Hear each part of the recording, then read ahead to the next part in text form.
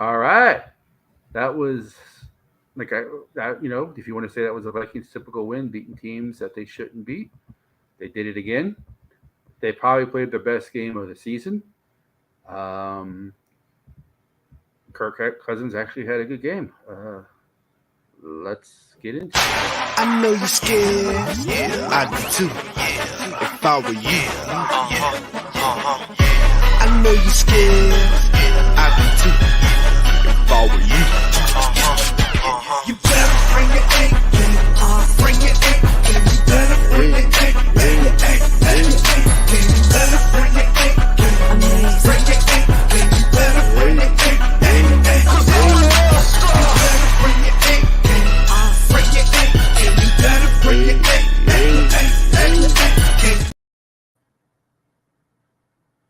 So, first of all, I want to say a great game by everybody all involved in tonight's game: offense, the defense, the special teams, except for one particular player on special teams.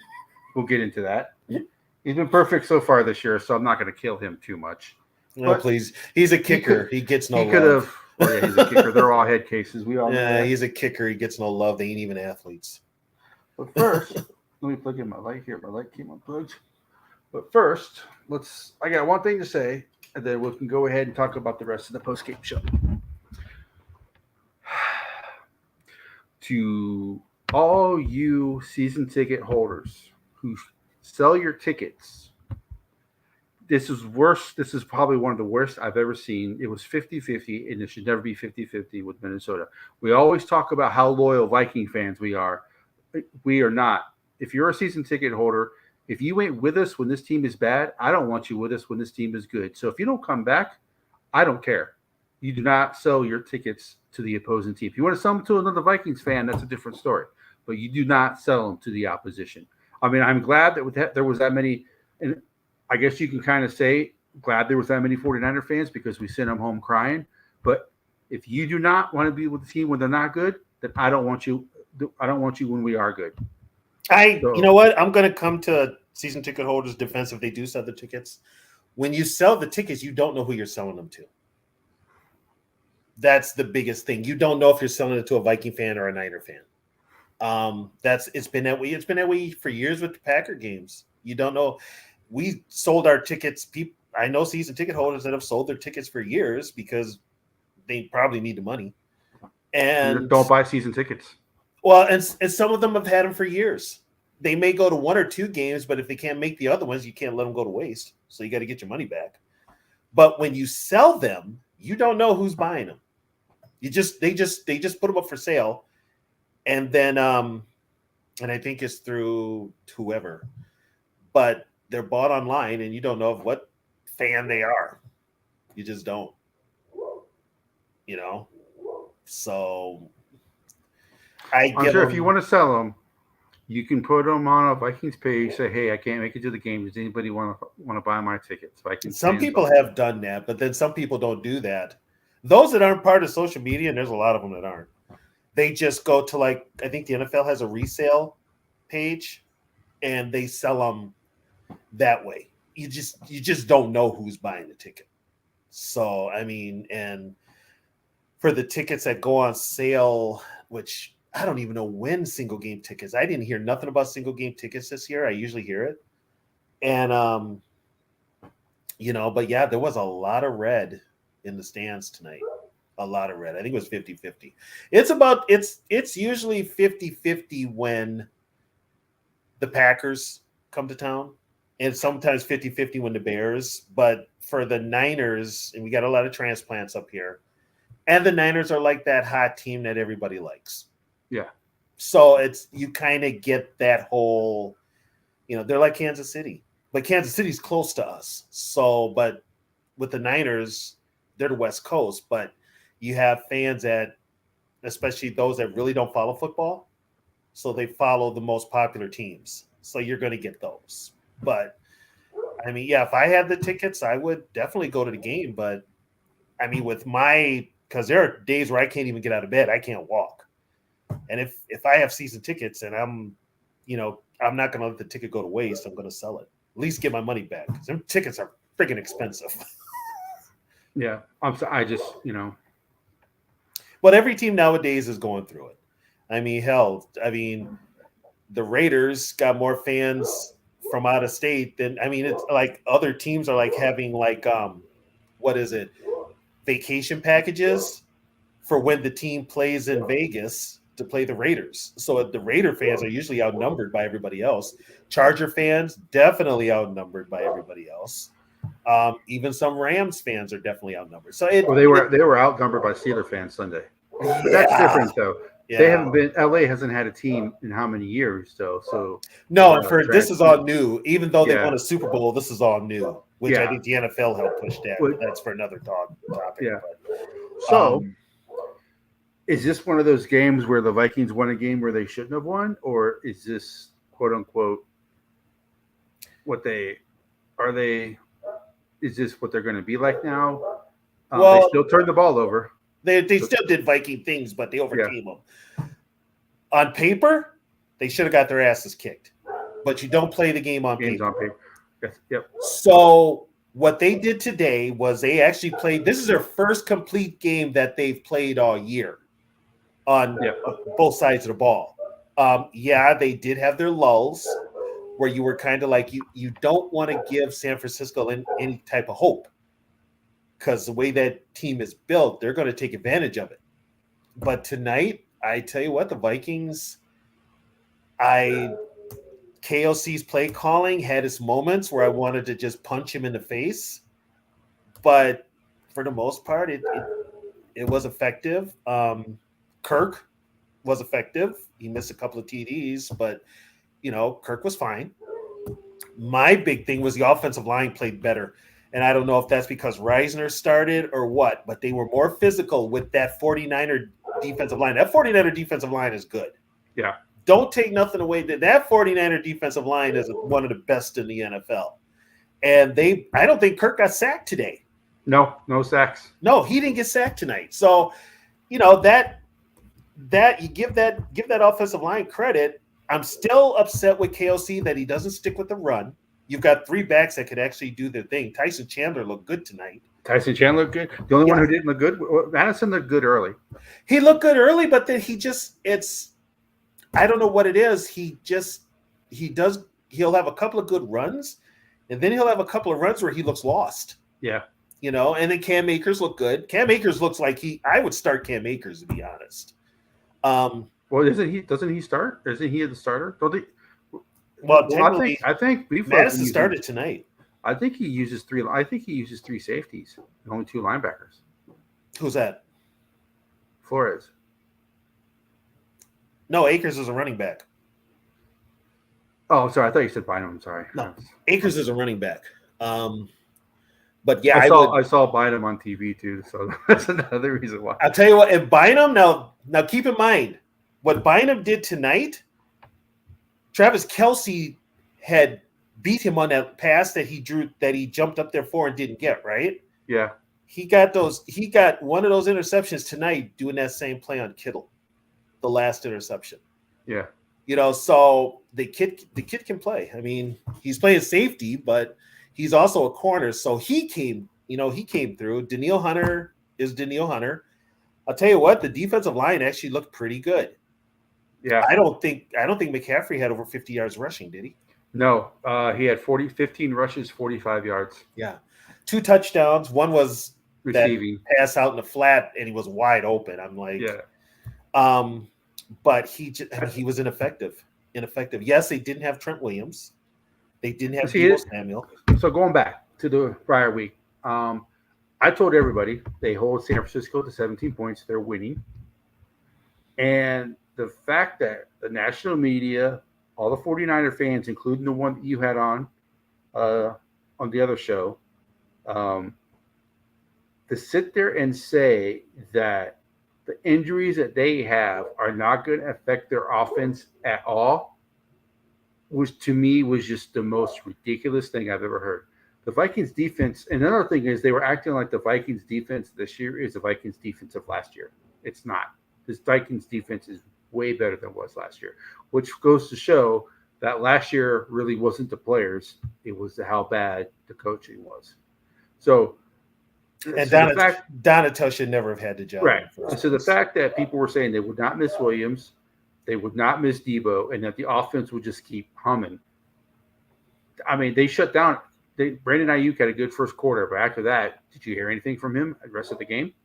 And now here's where this is where I'm like, did San Francisco take the Vikings too lightly?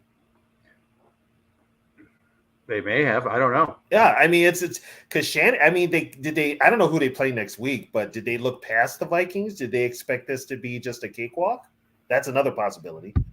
Yeah.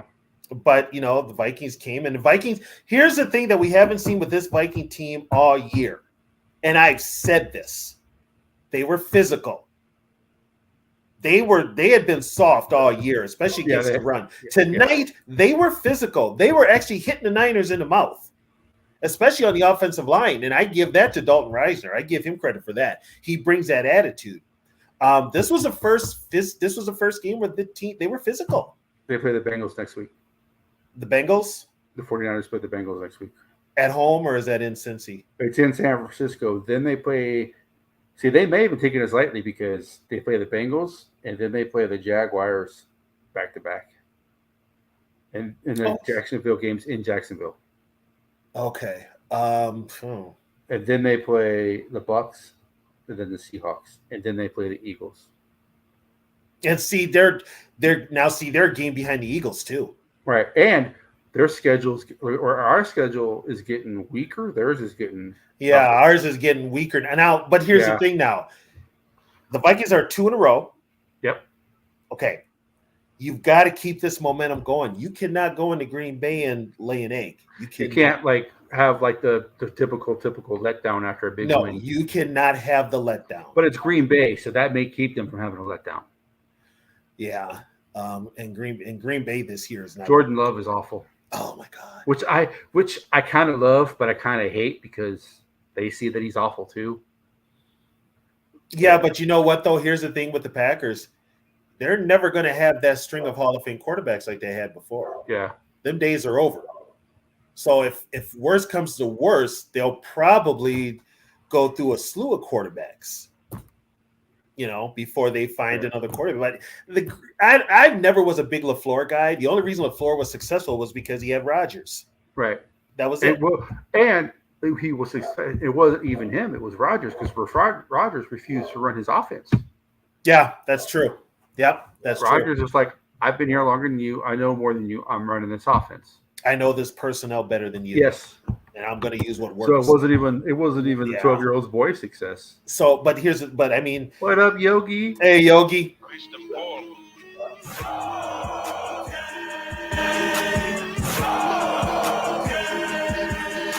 Look at him. He's got that new command center. Oh, yeah. We in this bitch. By the way, the Spin Doctor jersey worked tonight. Oh. Thoughts, Yogi? Had to rush home real quick. You know what I'm saying? The wife was painting and I hit the wall coming in the house. Yeah. Oh, you're going to hear about that now. You're going to hear about that. So, I heard you watched the game at work. Yes. What do you think? Man, oh man. Okay, so Saturday, they did pretty much all the things I needed them to do to get that W. I said TJ Hawkinson couldn't drop any balls. He didn't. Check. He didn't. I said if the 49ers stick to man defense, KLC's got to pick that shit apart. We did. Check. And I said we got to win the turnover battle. We did it. Check. And I said you hold the 49ers to 17 points, the Vikings win. Yeah. Check. Now, they had some opportunities to get the score closer to what I predicted, but hey. What did you predict? 31-30. Okay. Well, they scored 22. So he scored 22. They could have had 30. So they should have had at least 28, and then the 2 missed field goals. So you're looking at 34. Yep. 34 points. Yeah. So 34-17. That would have been. Well, that right there would have been a statement game. Yeah. It would have been a statement game. 1-score game, man. What is it with KLC? He cannot win by more than a touchdown. He can't win games by more than a touchdown. And Byron Murphy, man, that dude misses so many tackles. Yeah, he could be. If they could trade him, I'd say trade him. At this point, I'm ready to put Blackman out there.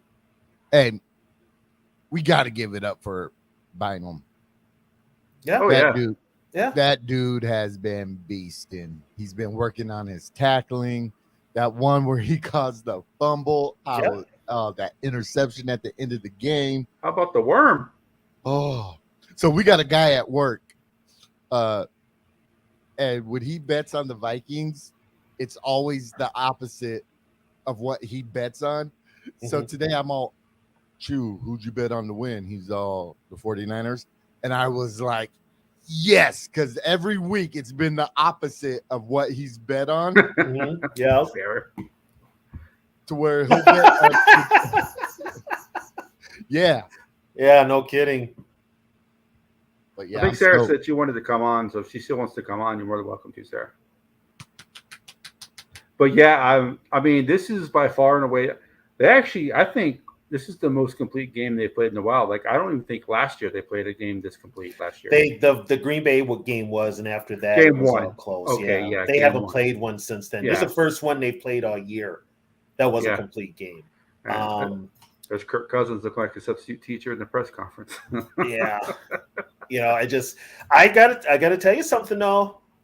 Dalton Reisner adds an attitude to that offensive line. Yes. Well, not only that, the defense played with attitude tonight. Did you see on that delay penalty, Jones just throw the center? Oh yeah, down. Yeah, he did. Well, and the Niners are known to take cheap shots. They've always been known on both sides of the line. And it finally came to a head on that interception where they got into it at the end in that scrum. And that was just usually it's Trent Williams starting it, but they wanted to pick up where Trent left off. So how much does it burn Trent Williams' ass that Kirk Cousins beat him? Oh, damn well he didn't shake his hand after the game. Damn well he did not shake his hand after the game. Yeah, you know it. Yeah, we you don't know need what Cleveland now? no more. Cleveland could be expendable because with the way Risner played tonight? With the way Reisner played, he's a natural left guard. Is it Risner or Reisner? Reisner. It's Reisner, okay, because they were saying Risner on the broadcast tonight. So I'm like, was it Aikman and? I thought he Reisner. clarified how he wanted people to say his last name in an interview, but it's Reisner. That's what I thought. Yeah, leave it to Buck and Aikman to screw it up. You talk, man, that was a 49er love fest. The broadcast. Well, yeah, because the 49ers are the media. They just love them. Yeah, and that's what was going to happen. So you're going to get an overload of 49er propaganda. I mean, they're hyping Brock Purdy because he's Mr. Irrelevant. Well, he was Mr. Irrelevant tonight. Yeah, he was definitely for all those people who said that he's better than Kirk Cousins. I keep telling everybody Brock Purdy is the quintessential definition of a system quarterback. He's a system quarterback. You take him out of that system, he would show why he was Mr. Irrelevant. Tonight, he looked like it. So wait a minute, Zoe. Hold on, Zoe. Didn't you want to blow this team up? I want to know what Zoe's thought is on Cousins now. Well, Kirk had a great game. I still don't want him on the team. I'm being honest. Well, no, but see, even when Cousins has a good game, Zoe doesn't give him credit. I give him credit, and I said that, but long term, he's not the answer. Oh, I know. Yeah, that was liar. Liar. He said that wasn't me. All right, Shaggy. It wasn't me. But here's the thing now. This has to carry on. You got to keep this momentum going. You can't go because you've got now 3 very winnable games? Four very winnable games? If they play like they did tonight, 5 very winnable games? If they play like they did tonight, they don't lose again until probably Cincinnati. And we could beat Cincinnati. Yes. I think we could. We could beat Cincinnati. Yeah, we could go 13-4 now. Yeah, if you want to send a link out to Sarah, she said she wanted to join, but that's what. That sets it up to where Detroit has to come up here and do Detroit things and blow the division. Well, Detroit. See the all tough games that we played early. Detroit's going to start getting those now. Because other than the Chiefs, they really haven't played anybody good. And here's the thing: we haven't been blown out of any of our games, really. Right. And they We- got like last year, we absolutely got destroyed. like last year destroyed. we got blown Yeah. out in games. This year we've been close, and I mean, it's been the turnovers that have killed us. They made Lamar Jackson look like a Hall of Fame quarterback yesterday.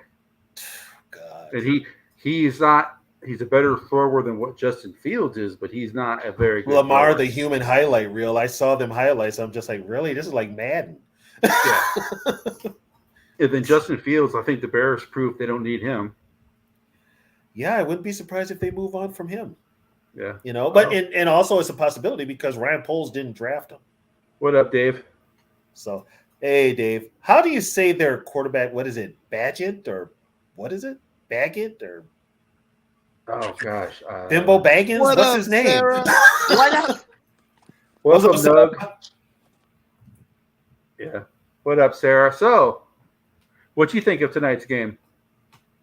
I don't know, because I still don't think we have a roster that can contend. And so, I mean, it was nice that we won, but it doesn't really do much. It keeps a positivity that this team is good, it's decent, that they could tricks still make us the to think that this team Yeah. is good. this they could still make in a weak division. We could still make the playoffs. Yeah, but see, my thing is, it's like, yeah, we beat the Niners, but the other two teams we beat were like bottom feeders, and we can't blow them out. And if we can't stomp bad teams, we're not that good. Yeah, and it starts next week. If we can't handle business against the Packers and the Falcons, then yeah, and I mean, that's like, look at Chicago, okay? They stomped freaking the Raiders. And here we are just struggling, and every game it's a damn heart attack. Are we gonna win? Are we not? It's, I don't know. and some I of that. don't understand how we cannot stomp any team. Like, It's the Viking way, though. They really didn't stomp anybody last year except for Green Bay in the first week of the season. It's the Vikings have been one-score game. The last, I think, the Bears find out the final game last year. The Packers game at the beginning of the season, and the Seahawks game and Mike Zimmer's last year. That's it. All other games in the last 3 years for Minnesota have been all one-score games. So I don't know what the answer to stomping a team is. They always play up to their competition, and they always play down to their competition. I think that's what the reason is. But they can't play. They had, for them to have any chance this season. Like I said, they're not. If they make the playoffs, they make the playoffs. I'll be happy. But if they miss the playoffs, I'll be happy because we'll get a good pick. But I don't think they're good enough to win the Super Bowl. But you never know. They can do like a magical run. It's not the Vikings' way to do that, but you never know. But they Well, can't. and that's also a problem too with Yeah. Viking management. They Yeah. just want to get in the playoffs and get on that magical run, Yeah. and that doesn't always happen. That's No. the problem. You can't think like that. You've got to history lesson here, Zoe. You might want to mute this. If you think back, if people that know those old school Viking teams, first of all, their whole thing when they started training camp was getting to the playoffs. The regular season was just a format. They were thinking Super Bowl as soon as they walked in there. Yeah. With this current group of players, they're just happy to make the playoffs. What kind of attitude is that? What up, T-Bass? Just do enough to make the playoffs. To me, that's excuse my language, that's bullshit. That's bullshit. So, T-Bass, your thoughts? I know you're at work. Yeah, so- well, as you guys know, I've been pretty damn hard on the Vikings, especially KOC. And I just got to give credit where credit due. Sounds like they came out tonight. I'm at work. I didn't get to see a lot of the game. But looking at the stats, the offensive line not just played good. They must have played great. Reisner started. Yeah. Reisner started. Reisner started. Yep. Did you watch any of the game? Yeah, so I got a question. So for me, played football, high school level, never came off the field, and I always laugh. I don't ever remember drinking water as a kid. I seen where Addison left the game where they said because of cramp. But he never came back in the game, did he? Yeah, he Yeah, did. he He did. came back in. Yeah, It was he- more than it was He more got than that penalty cramps. at the end of the game. Yeah, Okay, It was- he came back in. he came but back. Yeah, he I probably think got it an was- IV. He probably got an IV at the end of the third I- quarter into the fourth quarter. Yeah. I was wondering if they were hiding something because when I was watching some of the fourth quarter and he was still on the sideline, and I was wondering if it is cramp because he wasn't back in yet. And so my other point about break, I agree with you guys. Here's where I'm standing now on this season.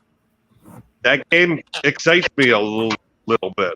That's But the problem. I was They reel us in, and then they just break out.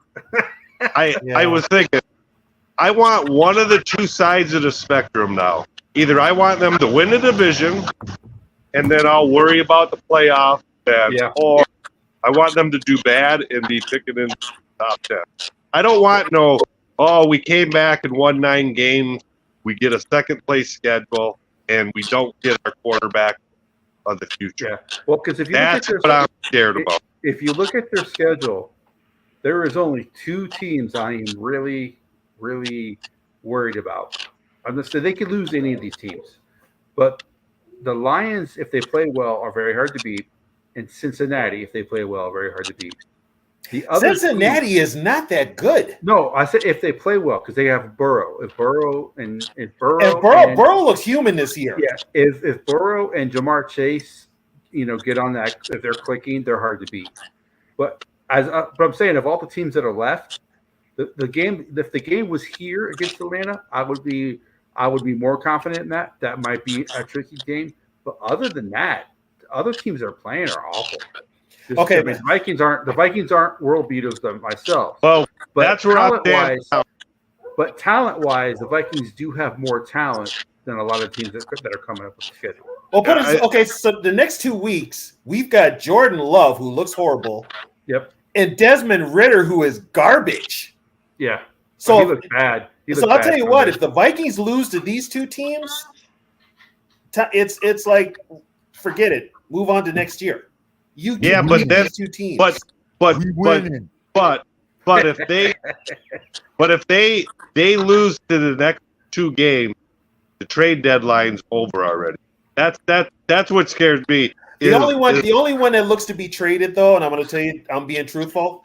The only one that looks to be traded is probably Ezra Cleveland. Right. But he's Yeah. injured. You can't trade an injured player, right? Yeah, you can trade an injured player. Oh, okay. Yeah. But if they would have lost tonight and lost next, But there it would have probably been a would fire have sale. been more trade. Yeah, So if they lose that- tonight, it would have been a fire sale. That just what worried me. Typical Vikings. They won tonight. They dropped the next 2 games, and then the trade deadline over. Yeah, I think That's why I said I want one end of the spectrum or the other. Either win the division or top 10 pick. And that's what scares me. I think if they would have lost tonight, they would have kept some of the players for next week to beat Green Bay, and then they would have traded the other players that they wanted to trade that were on that list after the Green Bay game. Here's the thing, But though, now that they beat San Fran, they're not trading nobody. This They may team- trade I'm for still someone. trading KJ.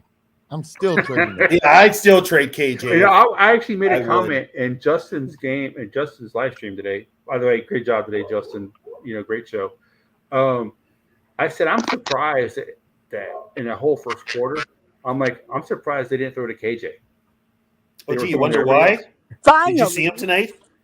Well, I was surprised. I was happily surprised that they didn't throw to him. I was actually shocked that Hawkinson hung on to every pass that he got tonight.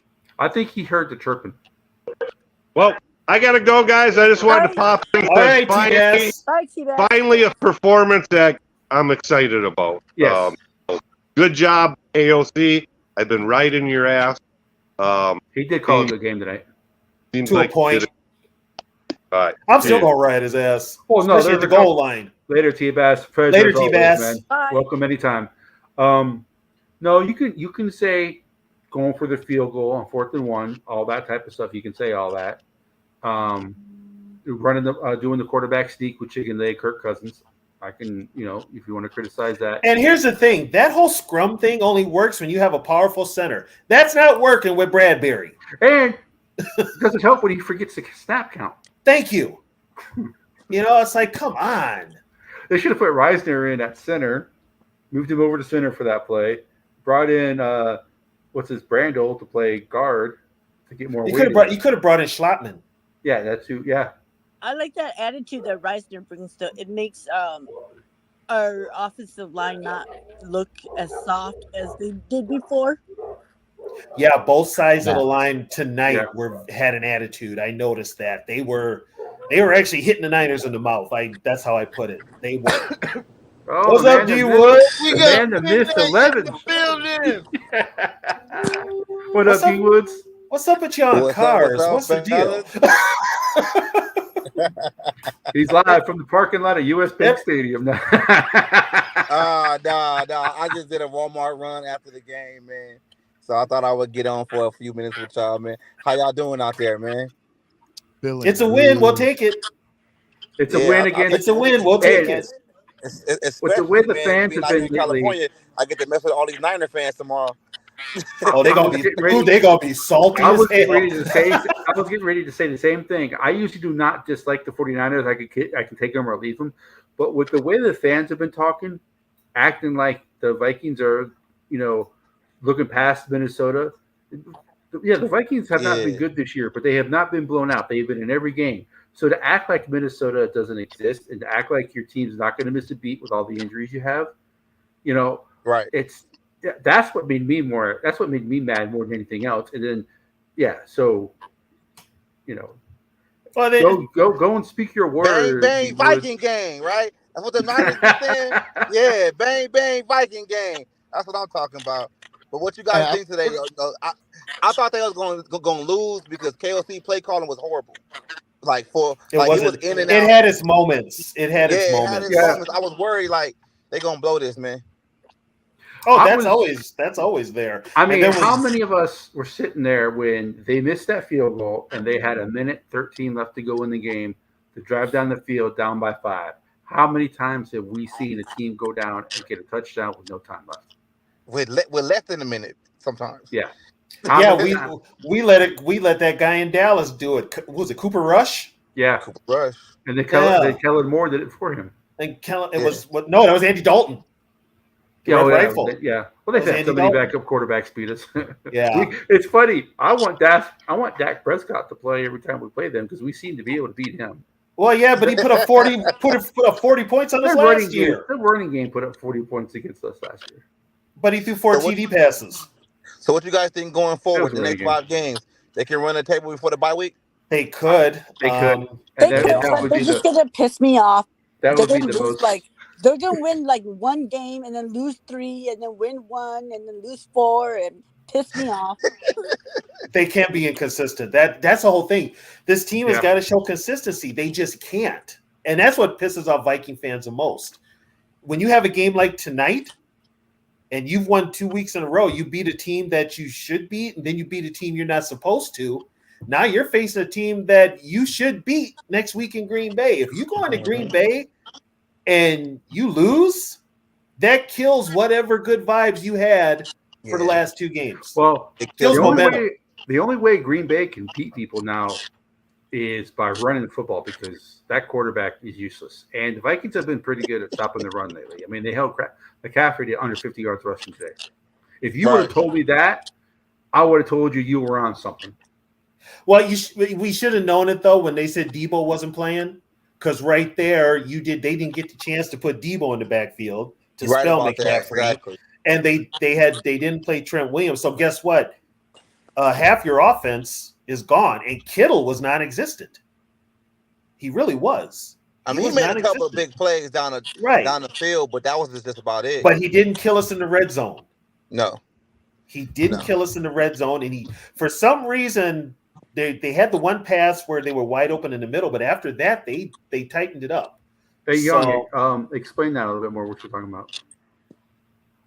I usually I would say after a win like this, the next week would be a letdown loss, but they're playing Green Bay.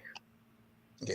So yeah, it's a the little only bit team different. that has the worst first half than us. Yeah, they don't score in the first half at all. So then the first half for the next week's game is probably going to be 0-0 or 3-3. Probably. God. Well, Yeah. but here's the thing. Also, they can't Here's the stop the thing. run. So hopefully KOC By runs the the bye ball. week, we're going to be 8-4. That's my prediction too, Yogi. By the and if bye we're week, and we're if gonna we're be 8-4, we're At probably worst 7-5. yep. And if we're 8-4 or 7-5, we're probably in the hunt for the Well, they division went title. from 11th seed today to the A seed. Just that keep it quick. going. Well, yeah, because Build on everybody this. lost. Everybody in the NFC pretty much lost this week, except for the Eagles. Oh, the refs made sure the Eagles won. Yeah, and then they tried to make sure the 49ers won tonight too. Oh, But, they tried. Yeah, they tried. They tried. They really tried. Yeah. It was noticeable. Yeah, But yeah, it's this is a good win, but they've got to follow it up now with consistent football. They've I got would to say play this consistent is a football. this is a complete win. The they first played a one they've complete had game. since the Packer game. Yeah. They played a Well, complete Oh. game. And I think the defense is coming together now because it's a new defense with Brian Flores, and so now they're finally like clicking. It looks like. yeah. Yeah, but I did take exception with Flores when he stopped blitzing.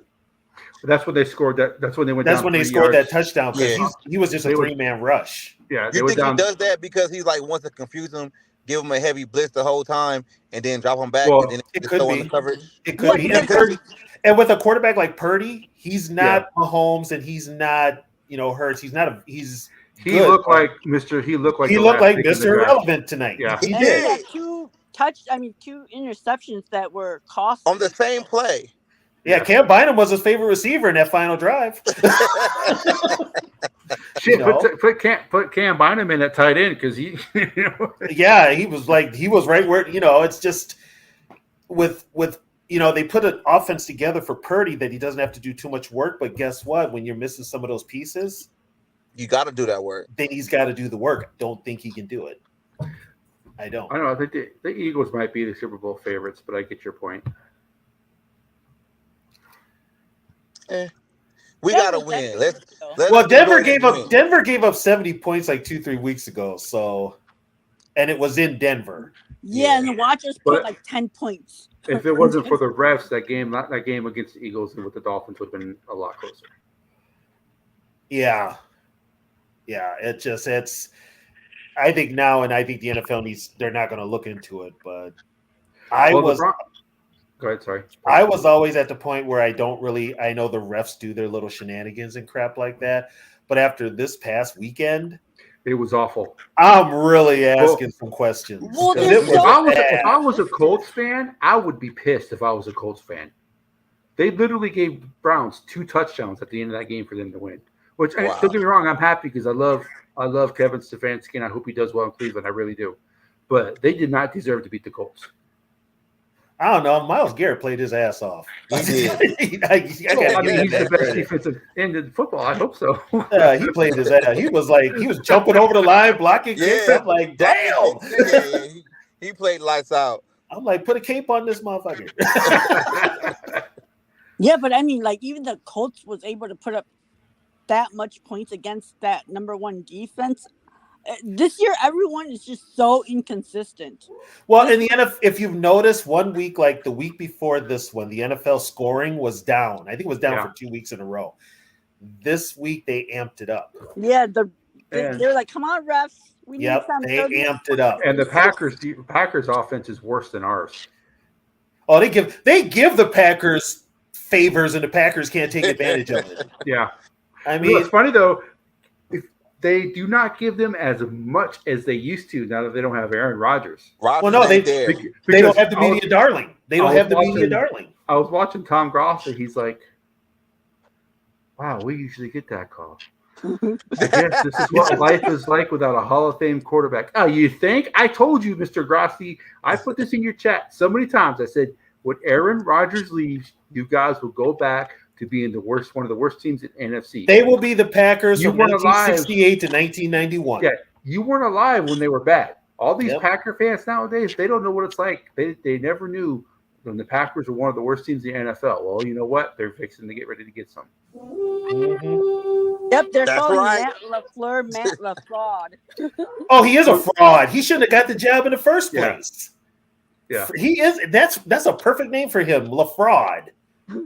He looks more comfortable in a tree stand waiting for dinner than he does coaching on the sidelines. Hey, here's some. Well, he's not old enough to drink yet, is he? Yeah, he barely old enough to get in the bar, but he can hunt. He can put a gun in his hand. Here's some matchups next week that we want to happen. We want the Rams to beat the Cowboys. Well, they're pissed Oh, off. where are they playing? Huh? Where are they playing? It doesn't matter. It's going to be home field advantage for Cowboys. It don't matter. Yeah, they're playing in Texas. We need to beat Green Bay. Okay, We need Tennessee to beat Atlanta. that's a possibility. We need Because they can't stop the run. We need the Colts to beat the Saints. The Colts are going to be pissed. Oh, wait. Who's playing quarterback in New Orleans? Is it Derek Carr? Yeah. Oh yeah, They're- Colt Saints lose.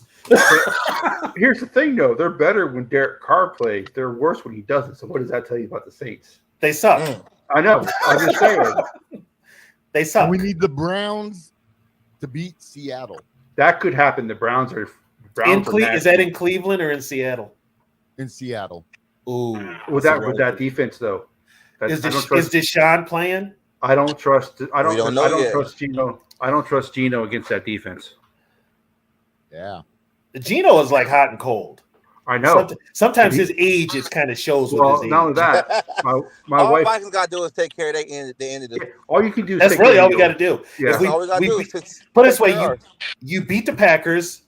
You've also won what 2 games in the division now, Yes, you are. You're 2-0 in the 2-0 in the division.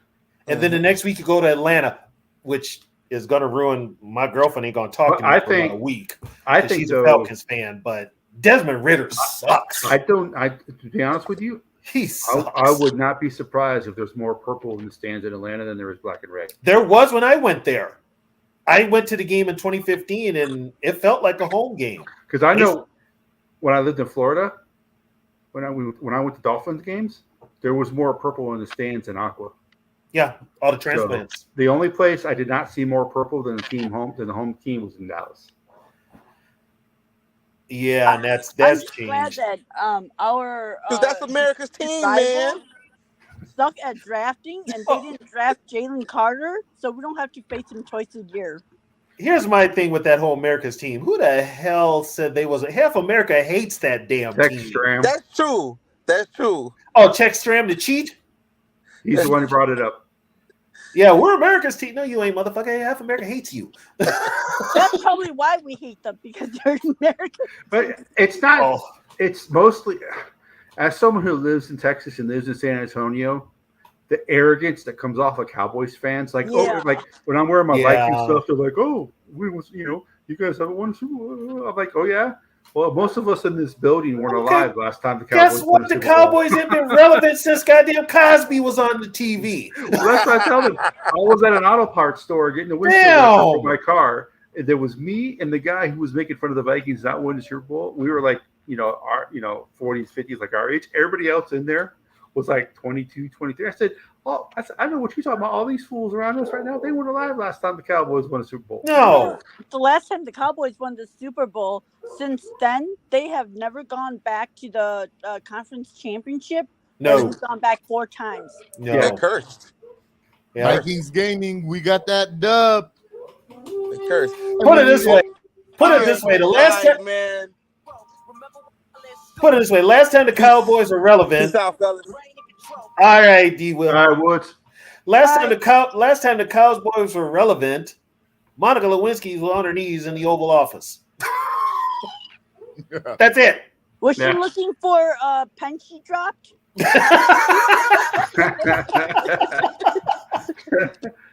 I hope she found it, man.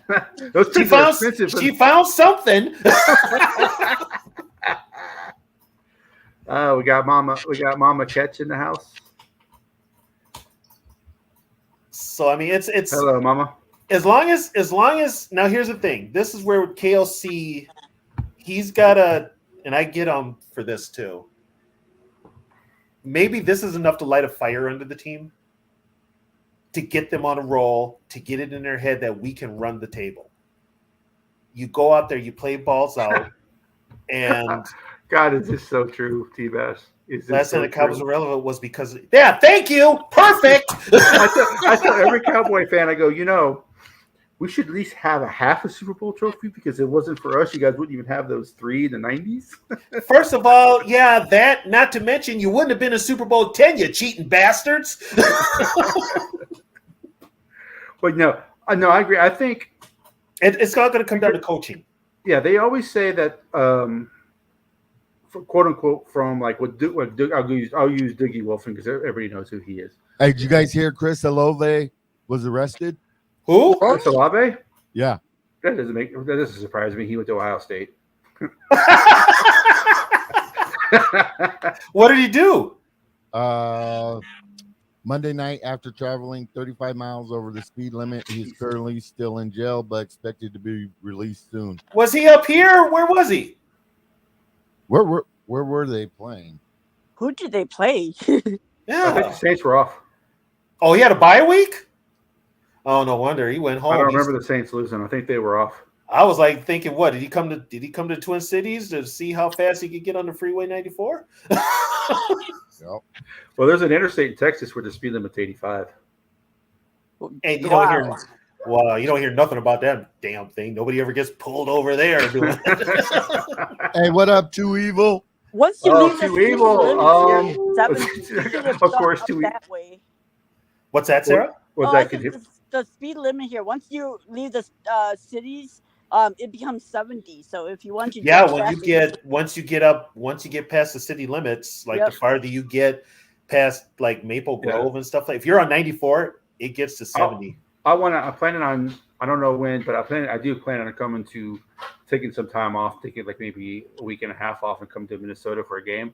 But I don't want to fly. I want to take 35 because 35 ends here in San Antonio.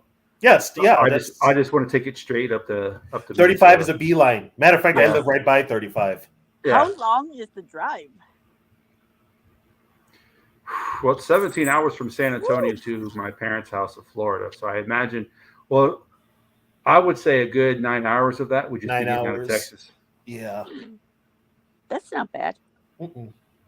And depending on how fast you're going, but it's a Well, beeline. like- It's a Well, straight. no, I mean, if you go on 9 hours, because it's going to take that long just to get out of Texas.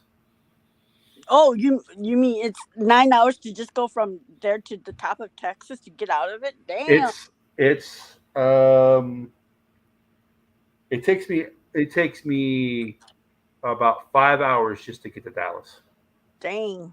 It's going to take him at least a day or two to get up here. Yeah. I fly. Now that I'm older, driving, like I don't even want to drive to like Chicago. Oh, that's right. I took 18 a- hours, like, 10 minutes. They played. How long, Yogi? 18 hours, 10 minutes via I-35. So it's about the same Wow. distance that I drove to visit my mom in Florida. It's going out Texas the other way. Yeah, I but, actually- like if you come up here during the winter, like I-35 is it close. won't be the winter. Oh, okay. Okay. I was going to say, I'm like, why are you coming up here when it's cold? Yeah, It it's won't only be- supposed to it won't cold be in in winter. like 2 weeks. Yeah, it's kind of cold now. I mean, Yeah. hell, we're going to have frost here in a couple We were of days. 93 today. Oh, okay. Rub it in. Why don't you? Oh, yeah. Oh, Zoe says they played Jackson. Oh, they played the Jags. Was that in London or was that The actually Thursday night game. Thursday night game? That's why. Yeah, the Thursday night Yeah, I game. didn't watch the Thursday night game. That's why. Oh yeah, I forgot about that game. So too evil. I mean, Mr. Positivity. Too evil. We're doing Too evil, 2-1. spoken like a true Viking fan. Well, the first thing he said when he came in was, "We're doomed because we won." Yeah, like I was all happy that like Denver won and all these other teams won because then I'm like, oh, that puts us back into like contention for like a top pick, and then we won and I'm like, oh, there goes our top. Well, and here's the thing with we could still find a quarterback because this quarterback draft is deep. So you could still find a future quarterback. But if the rumors are true with what I'm hearing, we're probably going to be stuck with Kirk for another year. Which is what I was telling people. Don't be surprised if they re-sign him for a year Yeah, because it's gonna help the dead cap space. It'll help the dead cap space, but I mean, if this team is 9-8 and make the playoffs somehow, or 8-9 or whatever, they're probably good. They're middle. They're right where they want to be, so they'll probably roll with Kirk again. Yay. I know that's what I said. Now there could be a shakeup. Kwesi could be gone. I am hearing that things aren't working out, as they say. So Kwesi could be gone at the end of the season. And who's going to replace him? Ryan? Yeah, Grigson. Oh, God. There goes our O-line. Yeah, there goes our team. Yeah, it's Grigson. Is it just because he's not feeling it as a GM, or is it does he want to go back to the financial world, or was he? I think he's been kind of, I'll just say, neutered. I think he wants to do some things, and they will not let him. So you think Gregson's undercutting him? Yeah, I hate to say that, but he's the reason why Andrew Luck retired. I don't want him as our GM. But you know what? The Wilfs don't know that. The Wilfs are idiots. The Wilfs will hire him because he's a football guy. And that's the problem. You know. I don't know, Zoe. Are you sure about that? Because you're the one. You've been. Wait a minute. Is this Zoe? Is this really Zoe? I don't think it is because Zoe's been killing them with the drafts. Is this really okay? I'll believe it if Zoe comes on, but right now, somebody done hijacked his account. I'm telling you right now. Zoe's gonna put out a release. I was hijacked. No, we're gonna get a help me. Blink twice if you're okay. But yeah, I mean, it's and it depends on what they do, how the season turns out. Yeah. But here's the thing: what's the Lions' record right now? 5-2, and we're 3-4. Yes. And Yogi, do you have the Lions schedule? Let's put their schedule up and let's compare. Oh. Yeah, but some of the hard teams we played, Sarah, they haven't played yet. Give me a second. Y'all talk about something else. Because they already played KC. They don't have to. Yeah, but that was or just, that game was a joke. Yeah, but they won it. They won the joke of a game. They won the joke. The Chiefs didn't have the Taylor Swift effect yet. You know what? If I have to look at her every friggin' Sunday. Did you see the disrespectful thing that CBS Sports put up about Kelsey? Pretty much saying Kelsey is useless tight end without Taylor Swift. Oh, did they say that? Yeah, they're like, Travis Kelsey games when Taylor Swift is not at the game is 48 yards a game, but the two games she's been at, he's got 99 yards. I think the only game she wasn't at was here. But yeah, she was at the one before us and the one after us. And she wasn't here. He had over 100 yards in each one of those games that she was at. You said you're saying that Travis Kelsey, the best tight end in football, is useless without Taylor Swift. Yeah, see, that's what pisses me off about the refs, because that call, like they barely touched that Browns game. He barely touched him, and it's a PI, or was it a holding or illegal contact or something? Yeah. And here is Snead all over Addison. And that's nothing? Like, are you effing kidding me? Yeah, he was mugged. Addison was mugged tonight. They did. You know what though? They did throw. They threw some, like, on the ones he was mugged. They didn't call, but it's the ones where he was like ticky tack. Right. And then they start throwing the flag. It's kind of like, what are you guys? Who's in your ear telling you this? It was almost like the refs are like, all right, we've already thrown 3 flags on this guy. We can't throw another one. Okay, now correct me if I'm wrong. Do all the refs now have earpieces? I am not positive on that. I don't want to say yes or no one way or the other. I saw 2 that did. The back judge and the referee.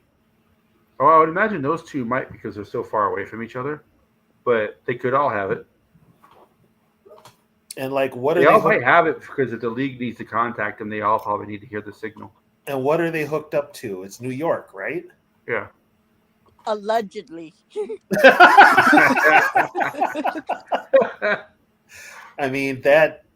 Okay, I'm not a conspiracy buff. I'm not going to put it out there. No. I don't like to blame the refs for a loss, but they do. But for the people. You know what? There's some games yesterday we could blame on the refs. I For just the don't like people- the inconsistency of it.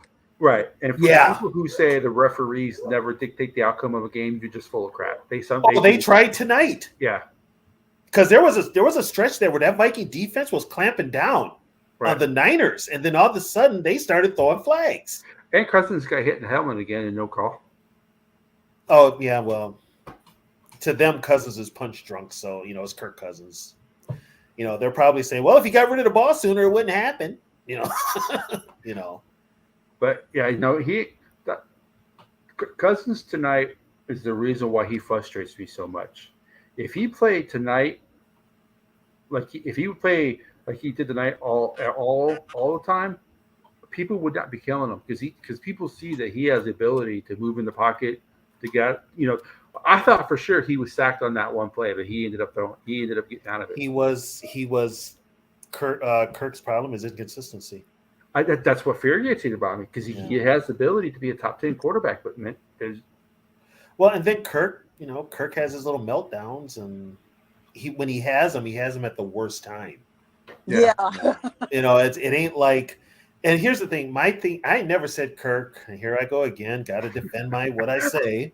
I knew I never said Kirk was a terrible quarterback. Kirk's a great quarterback when it comes to being a quarterback as far as throwing the ball to getting it where it needs to be. He lacks the intangibles. Yep. That's the whole thing. There's that factor. I mean, say what you want about all the quarterbacks we had before. They acted like they wanted to win at least. Yeah. Kirk is so blah. He's just so like, oh, well, I threw an interception. I have to look at the game film, blah, blah, blah. I mean, hell, Tommy Kramer would be screaming at everybody. Joe Caff, for everybody. Dante would even be screaming at people. Like all those dropped passes that they were having and those fumbles, I'm like, Tom Brady would be up on those guys' asses. Like, you drop another pass, you're not getting the ball again. Oh, especially like a KJ Osborne. Yeah. Let the ball bounce off of him into the hands. Yeah, KJ Osborne would not doesn't say anything or take any kind of leadership in that, and that pisses me off. Exactly. KJ Osborne was on the Patriots, KJ Osborne would not have been on the field after the second week of the season. KJ Osborne would have been a healthy scratch. Yeah. He would have been a healthy scratch. Well, let's give it up for the other guys on the other receivers. Powell had a good game tonight. Where did he come from? Is that the guy from LA? He came from the Rams, yep. Wow. Hell, you know what? I'd actually sit Osborne and let Paul have that number. Yeah, number 2 now. Well, even I said trade him. Even what's his name got a catch tonight? Tristan Jackson. Tristan Jackson, yeah, he did. He even got a. Yeah. No, they did waive him, but he was signed back to the practice squad. We brought him back and elevated him.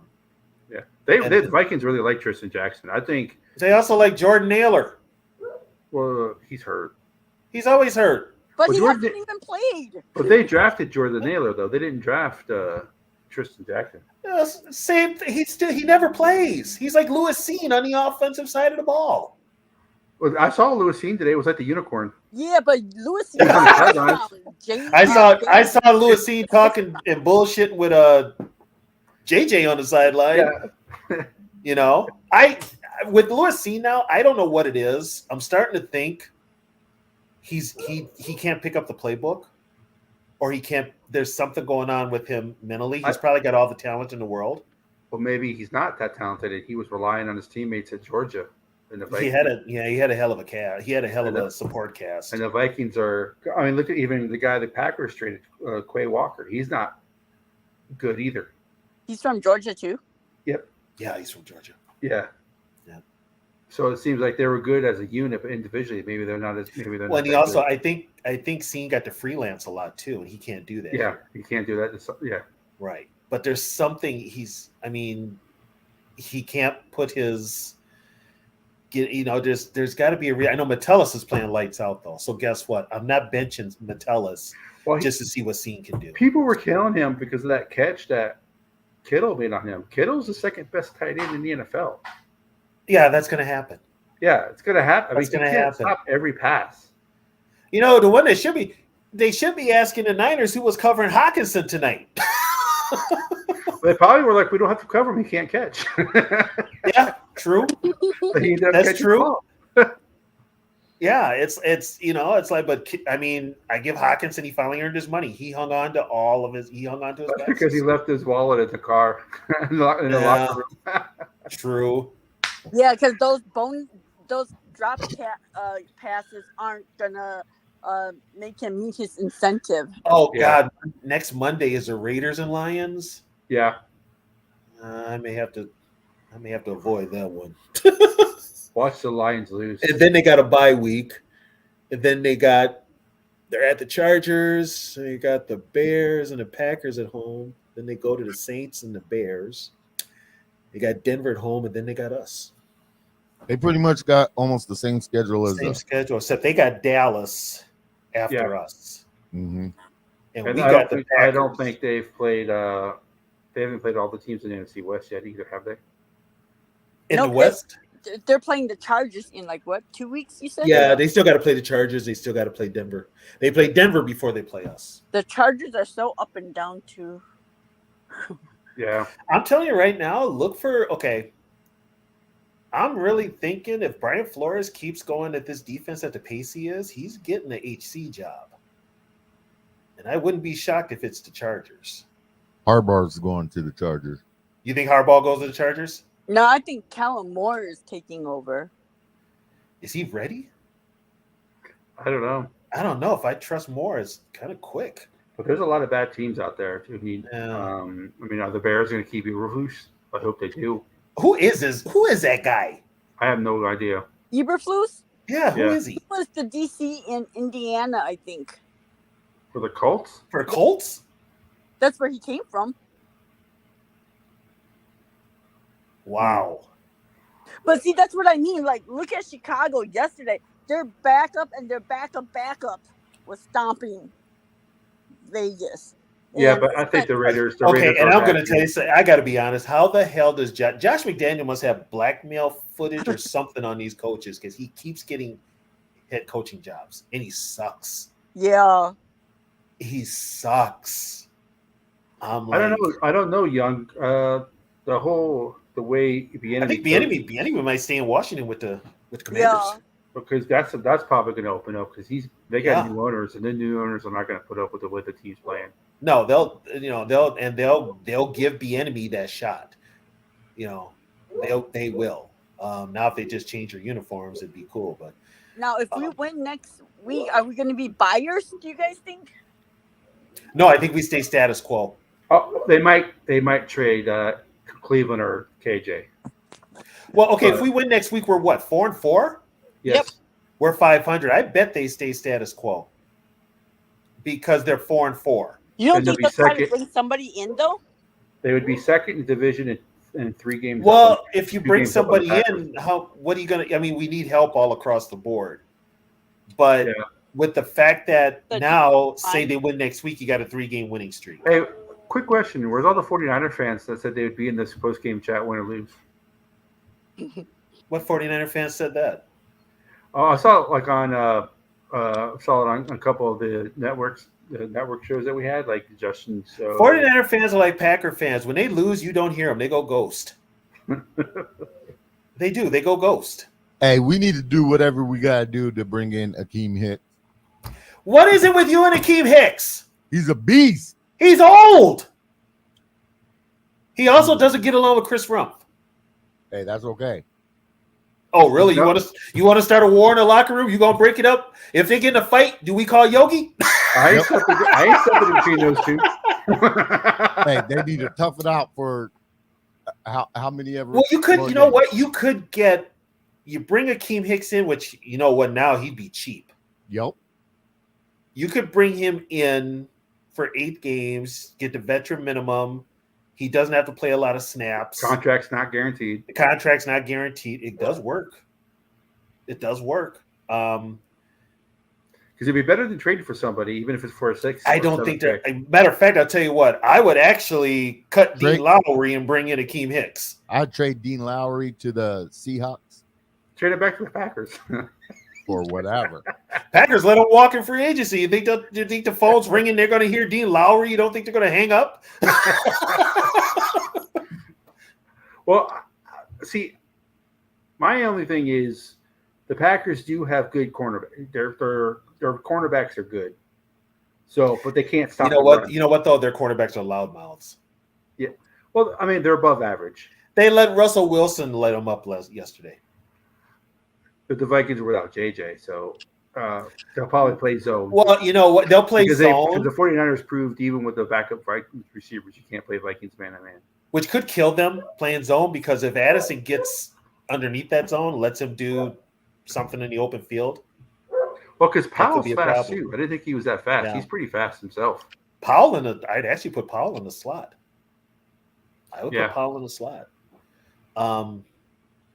Plus they played Tyson Chandler tonight. Chandler can do some things. It's like KLC's got a bunch of weapons for offense, but they get stagnant when they keep the same personnel in there and they don't mix it up. And when they do mix it up, you're kind of like, why did you mix it up there? Yeah. Sometimes it works, sometimes it doesn't. If the Vikings get a lead tonight, like they do next week, the Packers aren't coming back. Their offense isn't good enough. No. They don't have the players. No. And that offensive line is not very good now. I guess if Bakhtiari's out for the year again, I think he should just retire. Yeah. But yeah. Well, no, because then he won't get paid. yeah, that's right. He signed that big ass extension. Yeah. God. Yeah, Packer fans, what the hell? You own the team. Why the hell would you sign him to it? Oh, that's right. You don't have me say so. Forgot. That's so weird. So then, like, I don't know. I don't understand how their decisions get made because if they have no owner, who votes on who's the president or who's the It's the GM, which is I thought it was Mark Murphy. It might be the Gutekunst. Gutekunst is the GM. Mike Murphy's a president of football operations. Okay, so they're the two that make which the is football pretty much decisions. the owner of the Packers. Right. I keep thinking his name is Gutekunst. Well, that's what some of the Packer fans are calling him. Yeah, that's what. And plus, he's got the same name of a former Gopher coach we had up here, John Gutekunst. Oh, like wasn't his dad a coach here or something? Is that the same? Is that the same guy? Well, the last name like that, they got to be related. They got to be related. Yeah, his dad was a. It's like my last name. If anybody has my last name, we are all related. We're either like the most distance we are is like third or fourth cousins. Right. We're all related. Okay. Yeah, So there's not like the Smiths where you could be his last name is Smith, someone else's Right. last name is Smith. You don't even know each other. We had with a name like last name like that. They all got to be in the same family. Yeah, because Gutekunst took over for Lou Holtz when Lou Holtz bolted for Notre Dame. Yeah. He left the Gophers before the bowl game. Gutekunst was a defense coordinator, and he became the head coach, and they won the bowl game. So he was here for 5 years. So So Greg Joseph was perfect up until tonight. Yeah, who jinxed him? Probably me by saying he was perfect. He barely missed the extra point, but that last field goal, he missed that badly. Yeah. Well, he's a kicker, so I think the Vikings should bring in kickers to pressure him like they did last year because he seems to do well when they bring in kickers to challenge for his position. He seems to refocus. He can refocus on the unemployment line. The Kickers are a dime a dozen. The 49ers kicker is the one that all the Vikings fans wanted to draft, the guy out of Michigan. Yeah, the one that third round draft pick. Yeah, he was the third round draft pick. He was the Vikings kicker that everybody was mocking to the Minnesota last year. Last time we drafted a kicker, we cut him. And now he's one of the best in the league. Now he's one of the best in the league. His brother's good too. The other Carlson kicker is his brother. Yeah, who's he kick for again? Green Bay. Oh, is that who it is? Yeah. Oh my God. They finally got rid of Mason Cosby, unfortunately. I thought he was going to be there till he croaked. I would probably say Joseph was probably the worst game tonight. Yep, a point, extra point, and a field goal. Yeah, that's 4 points that could have came in handy. I mean, you can question the calls on the goal line. Bradbury kind of screwed the pooch on the goal line with that fumble, with not snapping the ball. You could tell he was the one that missed the snap count because everybody else on the offensive line went. You know what? Them running that play just kind of proved that they haven't run that play much in practice, and it might have been put in at the last minute. They still do not have an offensive rushing touchdown this year. No, going into the 8th game. So what does that tell you about the offensive line as a whole? You know? And But that's- see, here's another problem too. KOC abandons the run too quick. He still does. yeah, He we still can't do that does. next week because that's the key to beating Green Bay. Yeah, run the ball at him. Run the ball. But at you them. know what, though? I got to give Green Bay props. So Kenny Clark is a beast at the nose tackle position. So Bradbury's got his hands full, even But though they he's faced still, them. but they are run at more than any other team in the league because they can't stop the run. So now they're going to have to. Minnesota's going to have to run the ball. That's going to kill KOC, I think. But he's They gonna have do, a gonna worse do it. run defense than us. Oh, the Green Bay's run defense. I Our think, run defense is like moved up. I think we're Yeah. like what, middle of the pack now yeah, for run defense. and Green Bay's defense. They did a stat. I can't. I was watching I was watching the game. The Packers defense is one of the worst. Run defense is like 30th in the league or 31st in the league or something like that. Yeah. It's really bad. Frozen North. They That's have- what I was saying about Addison. He is a wide receiver one, which They average like 7 yards. The Packers defense allows like I think it's 6.5 yards per carry against Yep. them. so now Addison's a 2 on this team, but he would be a 1 on most. he of would the be a one on other teams. Now this is where Yogi's going to pique his interest, and Zoe. People give him shit for being small, but I think because he's smaller, it's harder to Yeah. guard him. Yeah. Here's the thing, though. He showed he could play. Yeah. Kind I'm of makes still it not- easier to move on from JJ. I'm still not trading JJ. No. At $30 million a year, booyah. See ya. Yeah, he's going to want more than that. He's going to want at least 35. Yep. I know, but he got hurt. Yeah, but he'll play hardball. He'll play hardball with it. Someone will still take 2 first round. Give 2 first rounds. You'll to get JJ two. right You'll now get 2 hurt. ones for him. You probably get. You might get it. You might even get a 2. No, I don't know. I think Addison's good, but I don't see him as that one alpha wide receiver. He's But- a 1. He's a 1, but he's not a great one. Where JJ is a great one. But Addison's here's the one. thing, though. With the way football is nowadays, I'd rather pay defense. you'll always find a great wide receiver 1 for cheap because of the way football is. So overpaying for a wide receiver, especially with this team, we've got so much. We need so much help. But we still have 2 years though. Hey, Yeah, and he could end up being a. I don't think he will be. I think he's more of a team player than that. But he could get an attitude and start being a diva. because I think the Vikings would be like, listen, Oh, this is our cap space for 2024. Let us get through this, and then we'll pay you. You know. I But think that's okay, are you telling Darisaw the same thing? Well, see, Darasol was the year before, or year after JJ. after. Year after. Yeah. You can do JJ and Darasol the same year. Be like, wait until after 2024. We'll get both of you taken care of. We just can't do it with 2024 because of all the dead cap space. Yeah, and here's the thing though. If you bring back Kirk, you're still What's kicking that? money down the road unless next year is it. It's Is never it it until it's it. right? Right. Because And what they may do is they may sign Kirk one more year, still draft a quarterback, just had that quarterback sit, unless they really like Jaron Hall. But we you know what haven't they're seen Jaron saying Hall. though? They're saying Jaron Hall looks pretty damn good. Well, he's the backup. I don't think Nick Mullins is ever going to be the backup again. I No, think that's they're Jaron Hall's job. actually giving Jaron Hall more credit with working with the defense, doing the opposing offenses Yeah. because of Jaron Hall's mobility. And most of the teams that we face run that type of offense. So the only problem with Jaron Hall is he's old for a rookie. Yeah, and I mean, I think we're like one of the only teams who's had like success against running quarterbacks. Yeah. Yeah. How old is Hall? I 24, think he's 20, 25, 26. Still, he's got less wear. He doesn't have a lot of wear and tear. Yeah. Well, no, yeah, we're pretty much the only team to stop Hurts this year. Yeah. Yeah. They beat us with the running game. Well, you know what? Miami would have stopped him too if the refs hadn't helped. That's true. That's Yeah. true. Yeah, did you know. see McDaniel's face? during that Dolphins game? I don't know what it is about that guy. He just bugs me. My wife is I don't like, know. He's just a my wife is like, that's a head coach. I'm like, yeah. She's like, looks like he should be fixing my computer. No, he should be playing Dungeons and Dragons. yeah, he's like a nerd.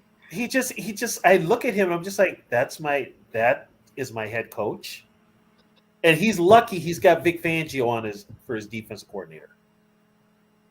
That's why his defense is legit, because he's got Fangio. But I mean, I'm looking at him and I'm just like, this guy looks like he's barely out of high school. He's running an NFL team. Yeah, but his offenses look pretty decent. So Yeah, until Tua gets hurt. yeah, Tua, and I give Tua a lot of credit. This year he stayed upright, but he's got that injury history. So, and can we officially say Buffalo is overrated and they need to blow that team up? their window closed. Yeah, that window slammed shut. Yeah, that window slammed shut. And what's his name's already complaining? Diggs. Yep. He's being Diggs.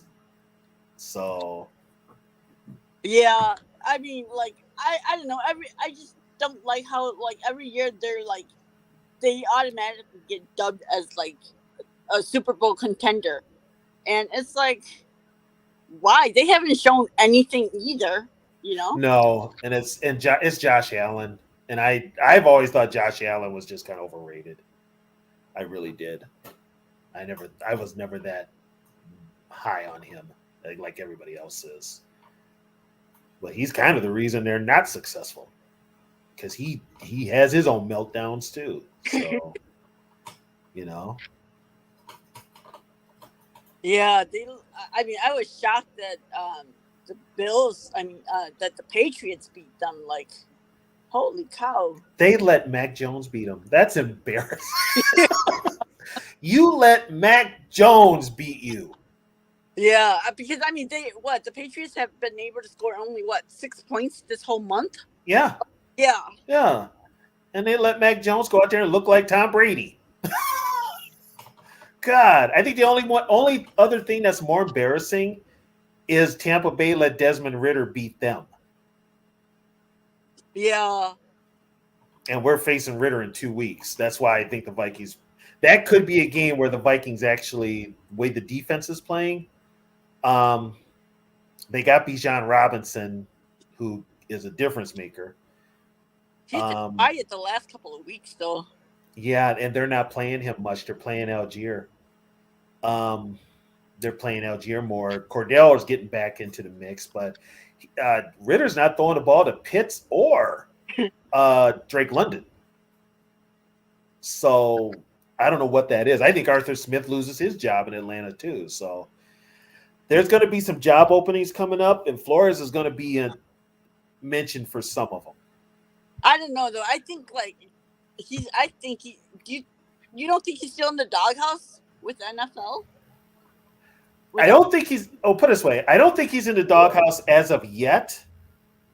But here's the thing: when you've got like a new ownership, like they do in Washington, you don't have the same people spewing the same BS.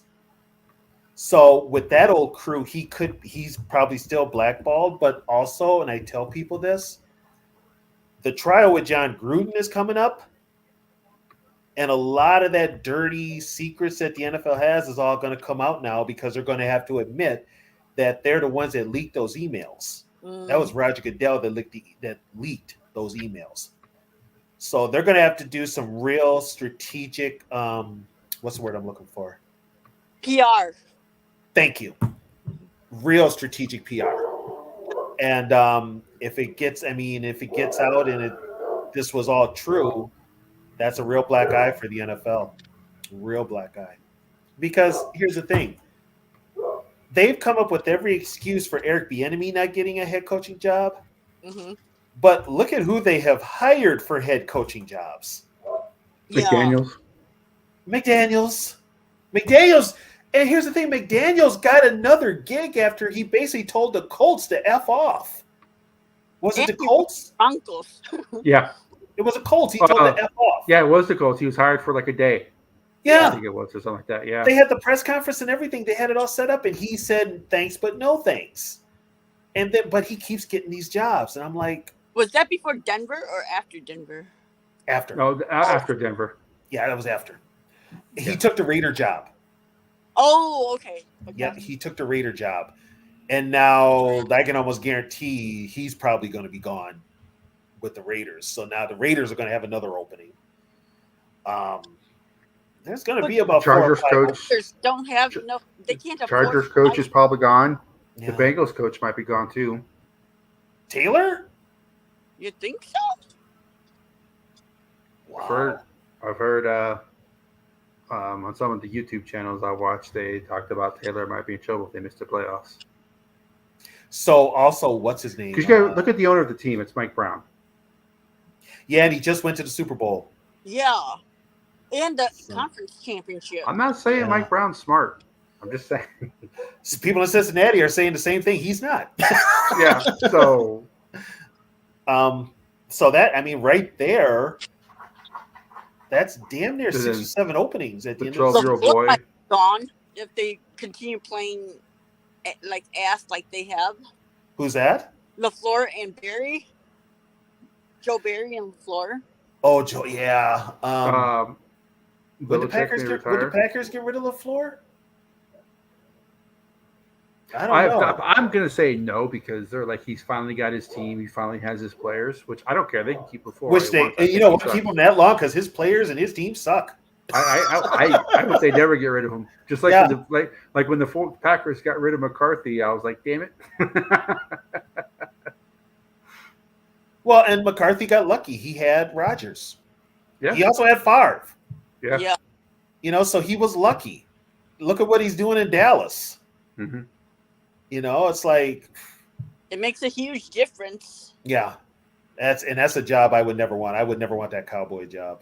I would Nope. never No, want. it's too much pressure. I would never want Jerry Jones looking over my shoulder and then going into the presser and just basically throwing me under the bus for my Yeah. decisions. It's like, do you want me to coach the team or not? Staley and McCarthy's jobs. What are about the Bills head almost coach? Fired too, and him too. Yeah, Sean. McDermott is another one. McDermott is Because another Bills one. have not looked good this year. The surprise could be Belichick. He might retire. He might retire. I don't think they'll ever fire him. He'll retire. No, but I think what's his name's put it out there, Kraft, Yeah. that if things don't change, he would prefer to give him his walking papers. You know. But you How many can't- more games does he need to beat the record? the Patriots were awful before they got Brady. That's a good question. I gotta Well, look that up. Belichick and LaFleur proved that it was mostly their Hall of Fame quarterbacks because once Brady left, once Rodgers left, look at their teams. Well, the question to the answer was it Belichick or is it Brady? I think we all know the answer. It was Brady. It was Brady. Because Well, and here's a kicker. Brady goes to Tampa Bay, wins the Super Bowl. So he's looking at Belichick like, guess what, motherfucker? It's me. Belichick has done nothing. Belichick has done nothing. Not a thing. But it was nice to see Brady go into Lambeau Field and beat the Packers Yeah, for that championship. Yeah. It was nice. But I never liked Brady until towards the end of his career. Then I learned to appreciate. you know what? I never liked Brady only because he had rule changes that benefited him. He had 2. Yeah, Yeah. the one Two rule that changes. can't hit the quarterback below the knees. The knee rule and the tuck rule. Yeah. Yeah. You know, other than that, I wouldn't. But that's probably Kraft. Well, he's on the competition committee. Yeah, so that's probably Kraft causing those rule changes. You know, only time they do a rule change to benefit the Vikings is after it screwed the Vikings. The 09 championship. Yeah, When they Yep, changed I the mean- overtime rule. right. So I mean, you know, but yeah, I mean, so put it this way, KLC will be back depending on what he does. He's got 2 more years after this. Still doesn't have his quarterback. What? So There might be more head coaching jobs open than there's which is why potential. I think Beeflow's one and done, I think. unless he's still blackballed. Well, what are we ranked now? 15th. Yogi has Yogi, command. what are the Vikings ranked He's got defensively? command central over there. I think in the 15 range. 15. Okay, They definitely Which ain't is- 32nd like they were last year. they're not the definite. Thank God. Can you imagine if we had this defense this year with last year's team? We probably don't have the one-score games. Yeah. Probably You the know. And 49ers probably too. make it further into the playoffs. And we probably beat the Giants. Yeah. Well, we definitely beat the Giants. Yeah, we probably beat the Giants. But there was a bonus in that loss for the Giants because it made the Giants sign Daniel Jones. oh, now they're screwed for the next how many Now years? they're screwed. Yeah. God. Like 2 years. I think they can get out after 2 years. Yeah, That's yeah. like It's a dude who oof. Well, isn't that the dude that broke away on that really long run and got tackled by the turf ghost or some shit like that? Yeah, He yeah. just basically went down. Yeah. I'm like, wait a minute, who hit him? Yeah. So Quasey's first draft was a total bust. Mm-hmm. Yeah. His second draft is looking pretty good though. Because of Addison.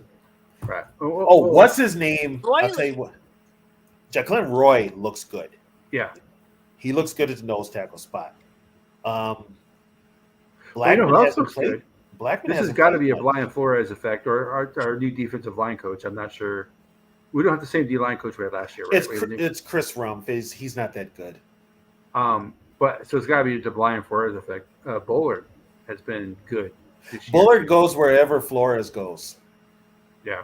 Yeah, Bullard knows Flores' defense, so he knows what his exact. The only real bad spot is Dean Lowry. I mean, he is just a. Well, he made a play tonight.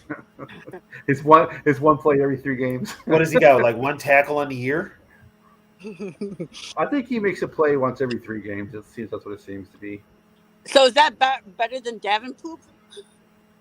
Well, no, when Well, Davenport was in, he actually caused Davenport chaos. was in. He caused chaos as a Yeah, pass rusher. he's in, but the problem is he's like The barely. guy. Well, see, that's where you can knock Quasey because everybody knew his injury history, which is why nobody else was signing him.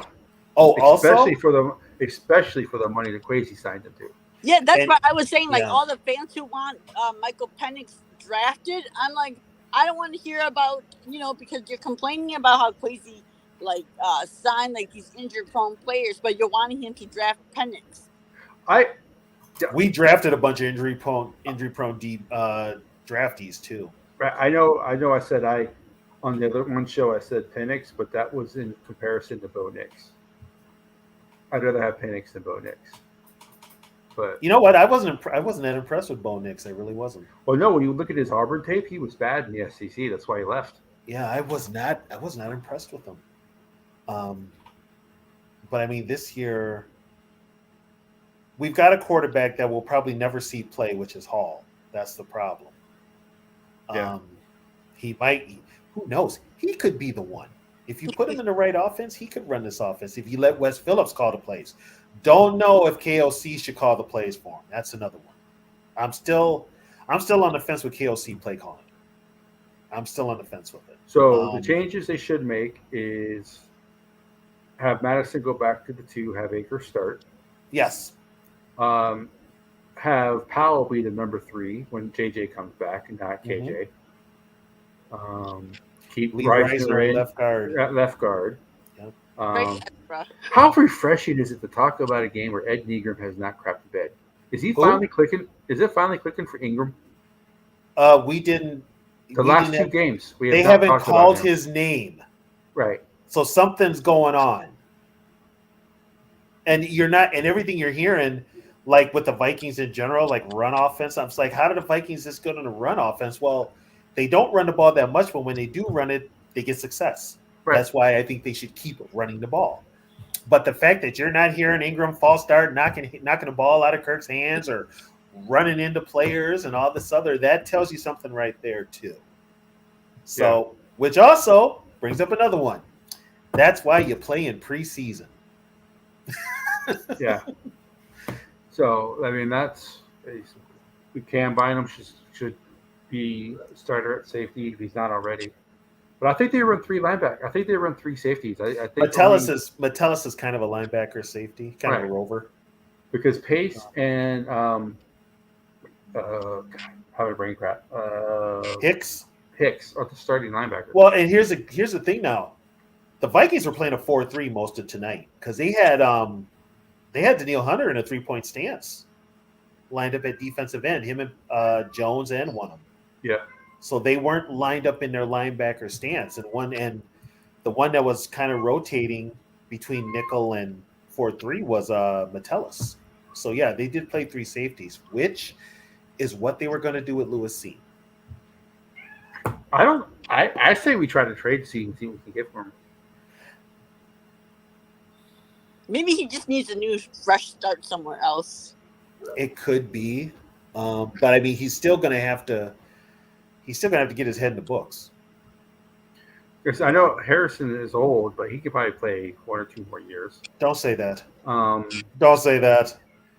No, this is you're getting a lot out of Harrison now, and this is probably you can't keep Harrison any longer than now. but so Lewis C kind of has to play then because they don't have anybody else. Well, don't forget they drafted Oh, they Jay have Ward, but he hasn't been on the field. yeah, because he's been overshadowed by Bynum and Metellus and Smith. I remember people wanting to get rid of Cannon Byron. I'm like, why? Well, now because he didn't play bad against Kansas City. No, he hasn't. He didn't play bad last year either. No, he's So just. I don't know why people wanted to get rid of him. Then tonight he gets 2 interceptions. Which Yeah. I think this is the first time we've had 2 interceptions in a game by one player. Well, I think years. it's the first time they've won the turnover battle all year as well. It is. It is. we won against Chicago last week too. The turnover battle. I thought it was 1-1 last week. No, Chicago had 3. Oh yeah, they had 3. Yeah, they did. That game was so bad, I forgot about it. Yeah, that game was just that's why I was kind of like I want to see what they do with this game tonight. Yeah. Because we beat a bad Bears team. Well, and tonight I like the fact that after we scored, we didn't go 3 and out. We kept pushing, and even if it was a field goal, it's still better than a 3 and out. Well, was the Vikings 70% on third down tonight? Yeah, they were. Which I'm kind of like, what the hell kind of defense was the Niners calling that? Man to man. They couldn't get. They went man. Our tackles are the best tackles in the league. Yeah. They're the best starting trio tackles. Maybe the Eagles could make a claim to that, but other than the Eagles, well, the Eagles could because they jump off sides every play. But I'm saying Darisaw and O'Neal are the best tackle tandem in the league. Yeah, I mean, I counted last night. Lane Johnson, he jumped off sides like 6 or 7 times, and never got called. And then Darisaw did allow pressure tonight, his first in 2 years, but it was supposedly against one of the best defensive ends in football. That was the only time you heard Bosa's name all night. Yeah, it was against Bosa. Other than that whole line was silent. Yeah. You didn't hear Armstead. You didn't hear Hargrave. Hargrave. The defensive tackle because he's playing over Bradbury, he made a couple of plays. Hargrave. But other than that, yeah. Yeah, Reisner, and you didn't hear nothing from Reisner and Ingram. You didn't hear holding. You didn't hear nothing. Did we even get a holding call? No. Nope. No holding. No. I think they had one false start, but that was a tight end, I think.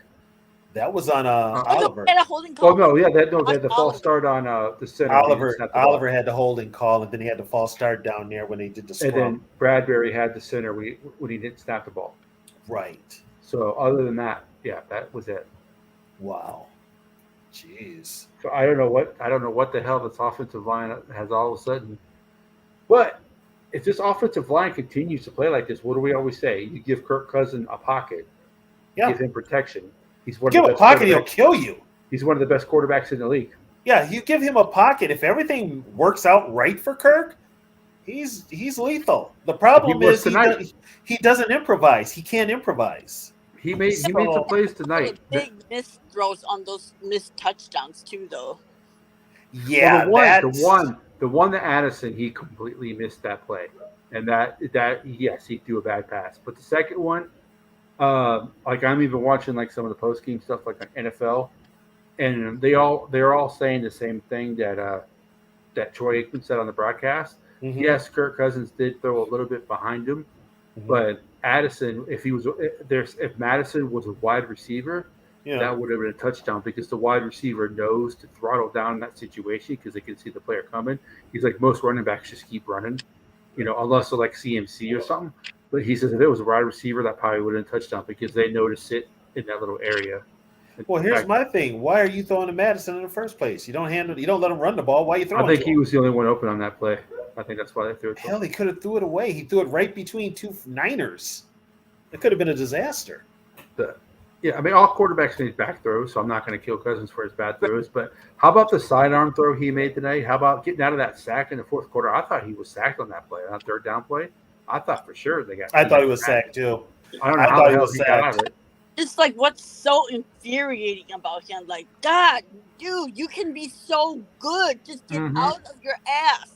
That's why his inconsistency is what is screwing That's with what us. makes him. Yeah. That's what makes him the around top 15 or so. If Yep. he did what he did tonight all the time, he's definitely top 10. Or like Now- at least 90% of the time, you know? Yeah. Now here's the thing: the way he played tonight, what Kirk are we getting on a short week Sunday? Right. So Kirk Cousins was 9 of 12, 183 yards, 2 touchdowns on third down tonight. Yeah, see, and that's whatever defense the Niners were running, Kirk picked apart. He did. I know. I was like, did somebody change Kirk's clock? Does he know that it's Monday at 7:20? Yeah, does he know we're on national TV on a Monday night? On a Monday night? I mean, does he know this?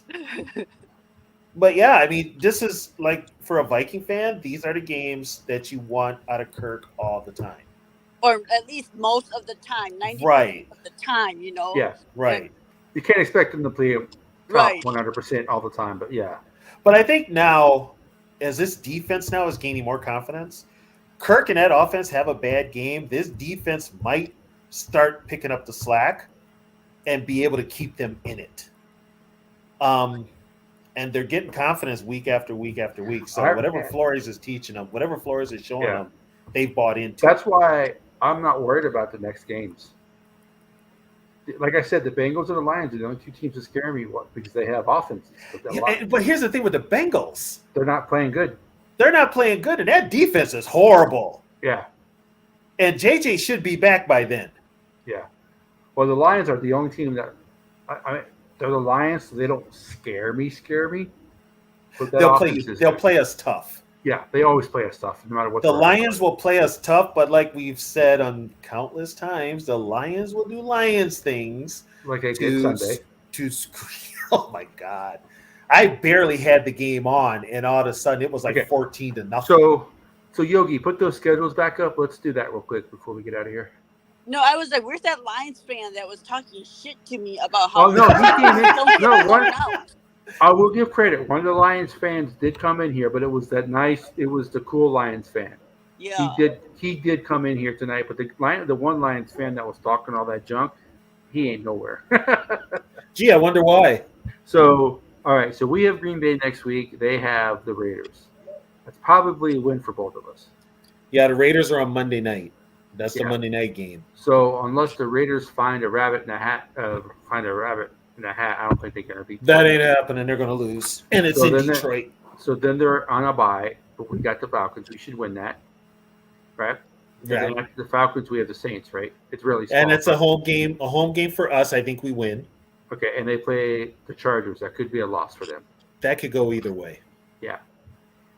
And then they have Chicago. We have Denver. That should be a win for both of us. So right now, that puts us at what? 8-4? 8-4. They're 9-3. That put them at 90. That put them at 93 if they lose to the Chargers. So the two games against the Lions could decide the division. Okay, hold on. Let's do this. Okay, they're what 5-2 right now. 5-2. Okay, we think they beat the Raiders, right? So they're 6-2. Yep. We think they lose to the Chargers, Yep. So that's 6-3. Yep. They beat the Bears, 7-3. 7-3. They Packers at home. They killed them the last time, so they'll probably kill them again. Okay, so that's a win, 8-3. Then they go to the Saints. Yep. Ooh, So that's 9-3. 9-3. Then they go to Chicago, 10-3. They got Denver at home, 11-3. So when they play us, they'll be 11-3. Right, and then we should be 10-4. Right. And then because if we run the table, Right, which the Vikings should, because they're better than every team that they're playing. yeah. The first Lions game is at home, and then the last one is in Detroit, right? Yeah. Yep. Yeah, the game is on Christmas Eve. It's on Christmas Eve. Also, that game could be flexed. Yeah. I'm just glad we didn't embarrass ourselves tonight. Oh, I thought we were going to get So- annihilated on live TV. You know what's funny? The team that really embarrassed themselves when you think about it is the Niners. Yeah. It's the Niners. They're the ones that Well, embarrassed I've already themselves. seen excuses from 49ers saying that the reason they lost this game was because of injuries. Well, it's not like the Vikings didn't have any injuries. You got to play. You got to play with injuries. I mean, that's Like, going to happen. Have one receiver not playing. Well, and Debo might be out for a while because he's got a hairline fracture. Right, and they're saying that he's out this game, next game, but they're on the bye the week after that, so they're not even sure if he's going to come back after the bye. Right. So I mean, it's like Every team has injuries, though. We're like There is one team that's 100% healthy right now. No. we're in week 8. Everyone is injured. everybody and players are playing hurt. McCaffrey Yeah. played hurt tonight. Yeah, McCaffrey played hurt tonight. I mean, the only people who aren't injured are like probably the backups. Special Yeah, teams. unless they did like Nick Mullins and got hurt in practice. Well, hey, you know what? That was a blessing in disguise, though, because now they're finding out about Jaron Hall. Yeah, that's true. Because Jaron Hall would not be getting the snaps he's getting in practice if Mullins doesn't get hurt. Don't get me wrong, I like Mullins, but I think he's old. We know what Mullins is. he'll We make don't a know. nice backup quarterback that you don't have to like worry, like, oh man, like And so I'm hoping that they do blow out one of these teams, like the Ravens did, so we can see Jaron Hall. Mhm. and that's our other problem. We never stomp teams where we can put in our backup to. Well, they should have No. beat the 49ers by at least 18 points tonight. Yeah. If you count those touchdowns that they missed, that's 12. Well, they had They missed 22. an They should have extra 34 points. It should have been 34-17, 35-17. Yeah.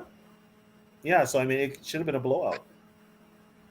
But I mean, I can only imagine what the national media is going to say, which I'll watch tomorrow morning to make sure I get up in here. But I'm sure the Niners have got every excuse in the So book. the trade Eagles. See, this is why I like Howie Roseman. Did they get fired? Yes, they did. Okay, NFL teams, the Eagles don't need any more players. Stop trading them to Philadelphia. Who did they just acquire? They got All pro safety Byard. they got Byard from the Titans. Yeah, Kevin Byard. I think it's Kevin Byard. Why? I believe so. Yeah, But they've got holes in their That's why- secondary. that's why I like Howie Roseman. You know what though? Whatever Roseman's doing could come back and bite him in the ass. Because a lot of these guys are on rookie contracts. He's going to have to pay them. Yep. Yeah. Yep. Hey, George, I was saying that during Justin's live stream tonight. One of our Purple and Gold for Days had a live. That's what I was saying tonight. I was like, where is the Vikings team and where do they put them and who is this team on the field? Yeah, it's his team is so Jekyll and Hyde. It just is frustrating. It's just we don't know. We don't know what team we're getting week in and week out. Yeah, Tony, you and I have been killing them all year because people are like, well, if they didn't turn the turnovers, they would be this record. Well, they turned the ball over. So Yeah. Right. that's a fact of life. So you Like, can't say, what well, could have counted? they, It's the undefeated. only team I can say 100% they beat, they don't turn the ball over, is the Bucks.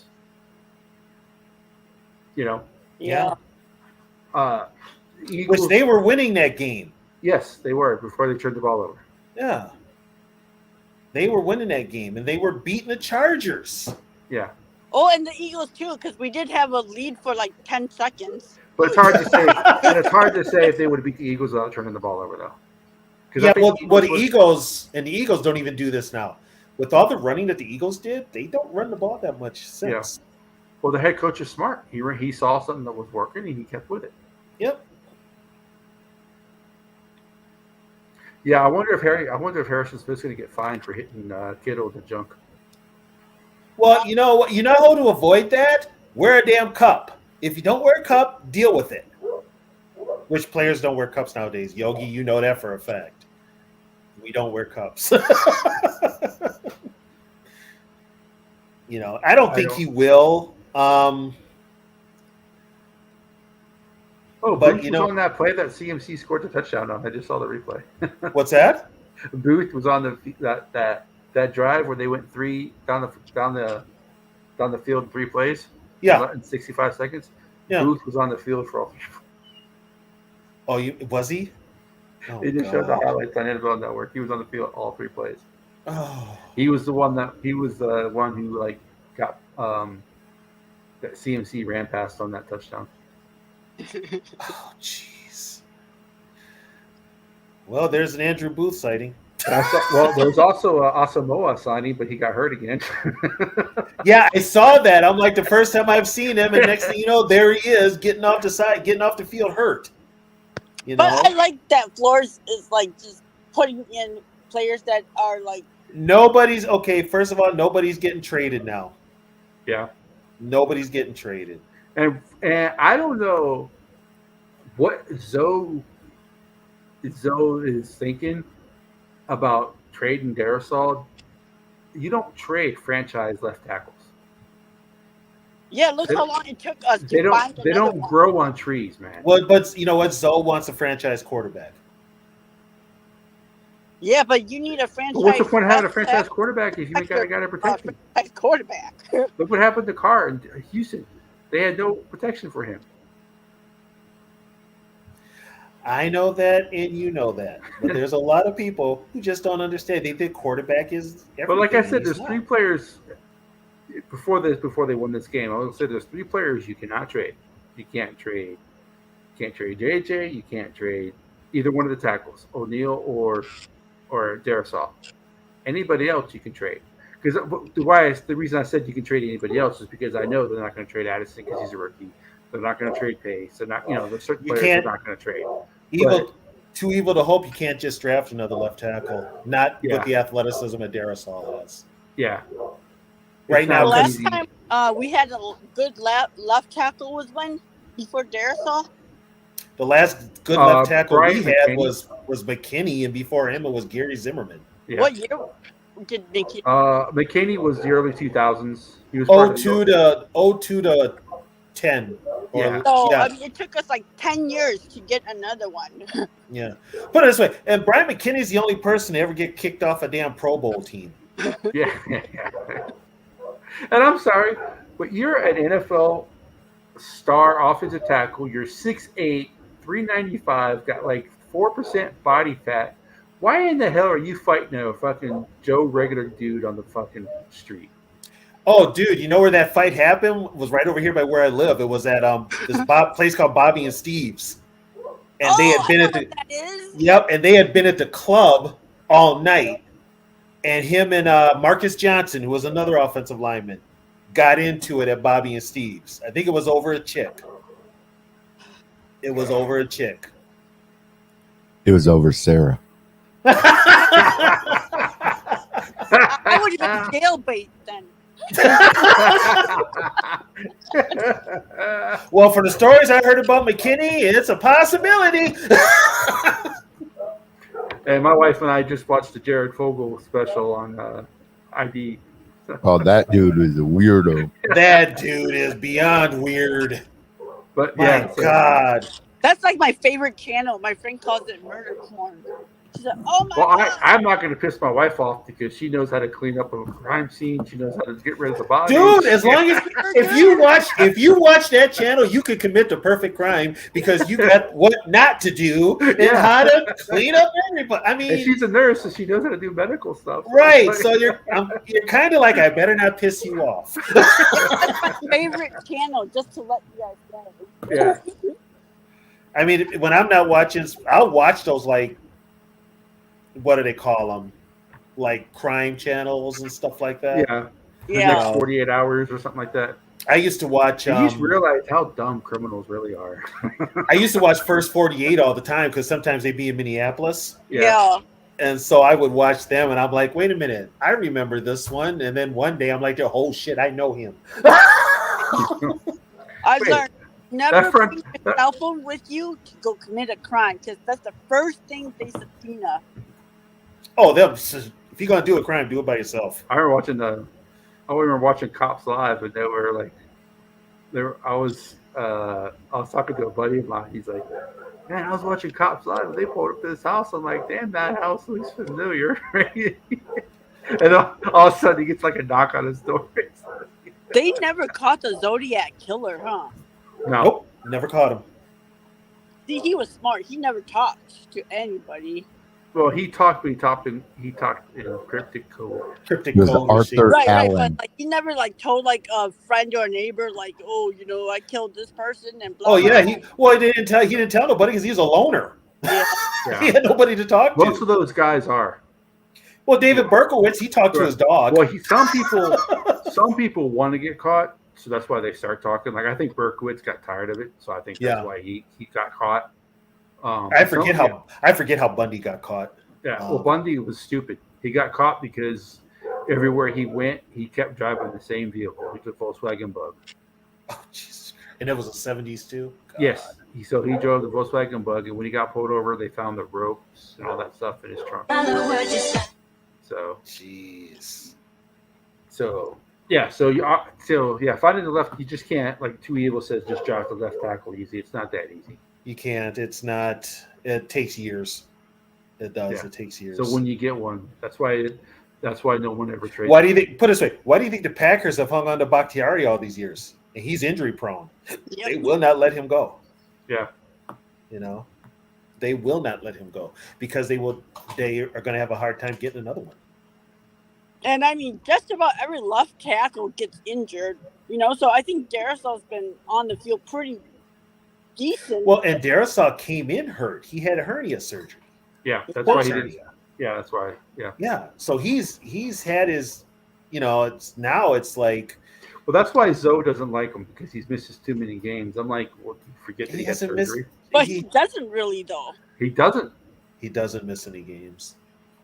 Well, Zoe wants to blow up the team for that franchise quarterback. Yeah, but he also said he's gonna riot if Kwesi gets fired. So I don't trust that Lions fan. Did you guys see the quote from Frozen? This is rapidly becoming a DIY felony logistics channel. Yeah, stick around. Yeah, it's in the subject. It somehow leads to that. Well, the Just Vikings. remember. I mean, they could. The Vikings when we start talking about, which we'll get to on our other show that we do. Vikings Vintage. We'll probably end up having a show talking about the Love Boat and all the off the field stuff the Vikings have done. I think our opposite line run would be good if we replace Darrisaw. I mean, not Darrisaw. If we Bradbury and get a bigger center. To be honest with you, I would have brought another center back. I don't know why they brought back. I would, if you can get anything for Bradbury, get something for him. Just start Sloatman.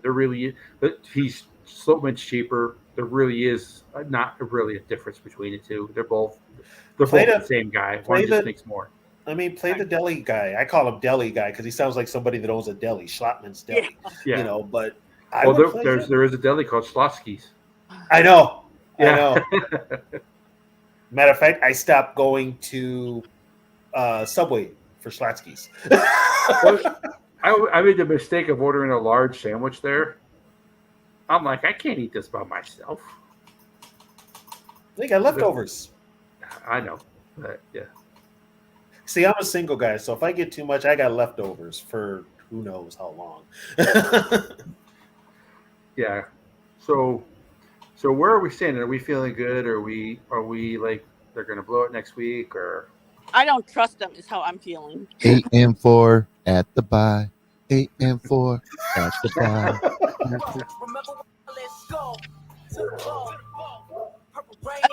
Okay, you know what? This is a difference between me and Yogi.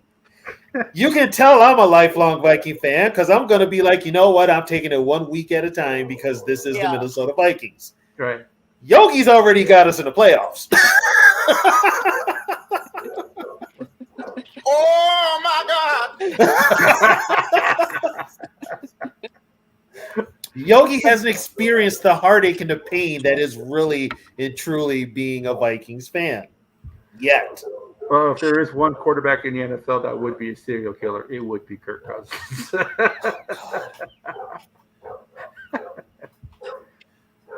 I like Perna and Grassi though. They crack me up. Grassi's actually funny. I have seen some of his No, stuff. he's the only Packer. He's the only Packer YouTuber I follow because all the other ones are just so goddamn arrogant. Yeah, well, like Yeah. no matter how much Grassi hates us, he's like actually fair to us. The Yeah. purple incarnate of God, of Satan. Yeah.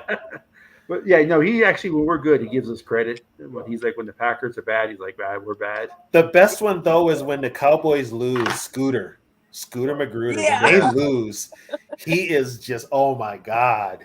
Hey, George Blunt. No, I was saying this game right here tonight was going to decide Yes. how I felt the rest of the season. The pivot If game. we would have lost this game, Trade man, everybody.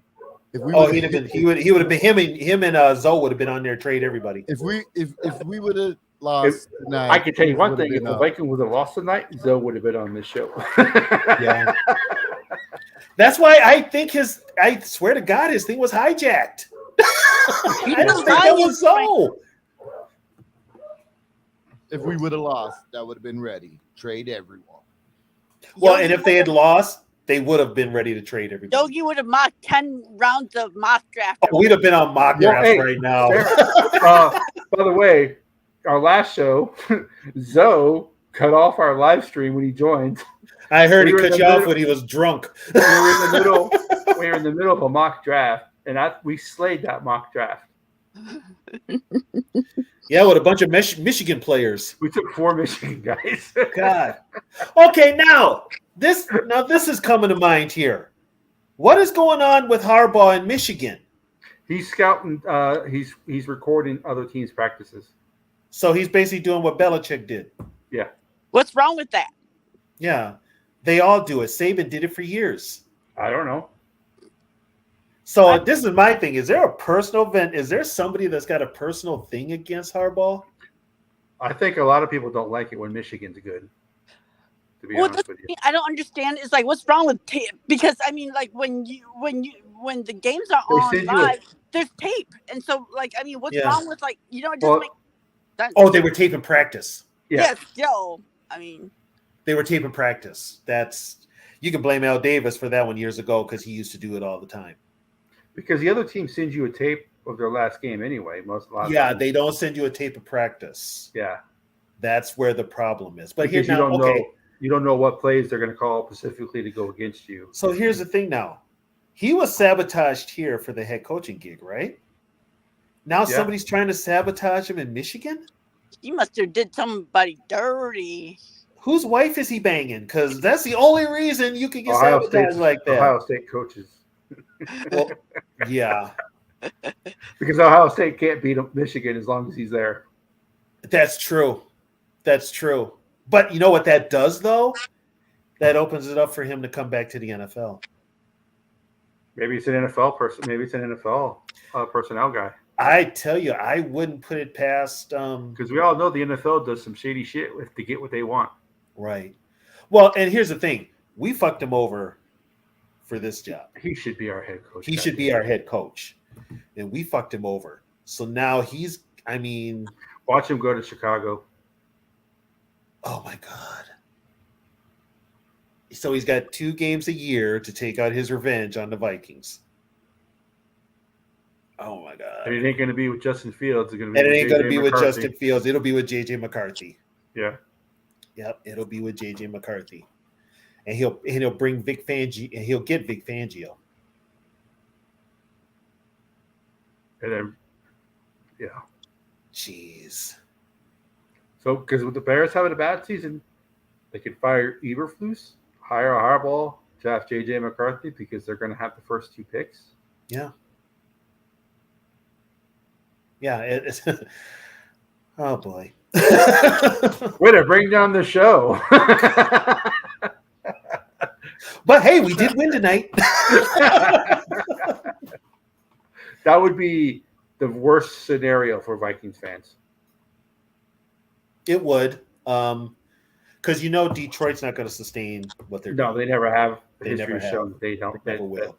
They don't. The Bears are the team that you would have to worry about. Yeah, because now that the Packers aren't going to have 2 straight Hall of Fame they're not going to have 3 straight Hall of Fame quarterbacks. No, Because even though Rodgers was not good his first year as a full-time starter, you could see that he was going to be. well, you know what they special. did? McCarthy changed the offensive approach. Yeah. He went to the hurry up, and that worked for Rodgers. Yeah. And when they went to that, he was unstoppable. And age and injuries kind of caught up with him, but I think he wore out as well. Yeah. In Green Bay.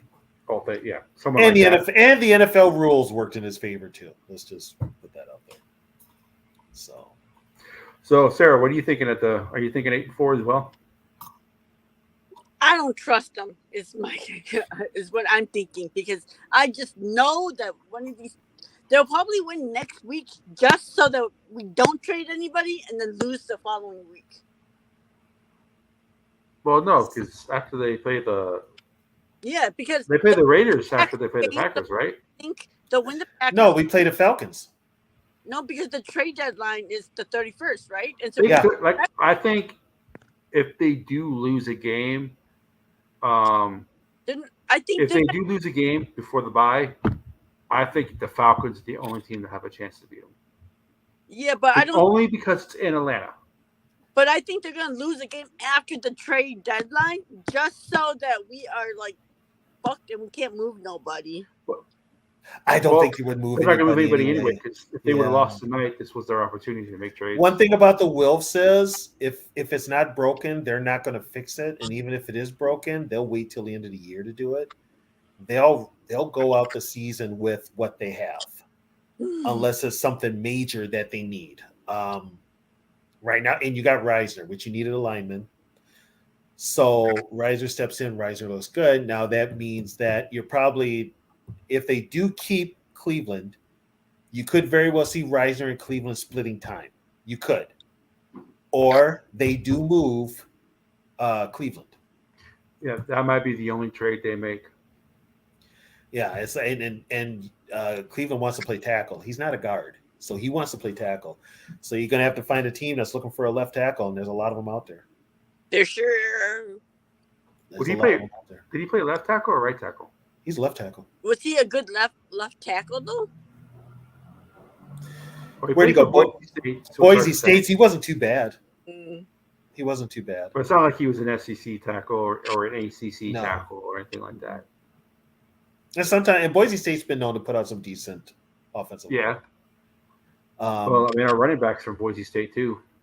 Like I said, they've been known to put out some good players. He's a great two.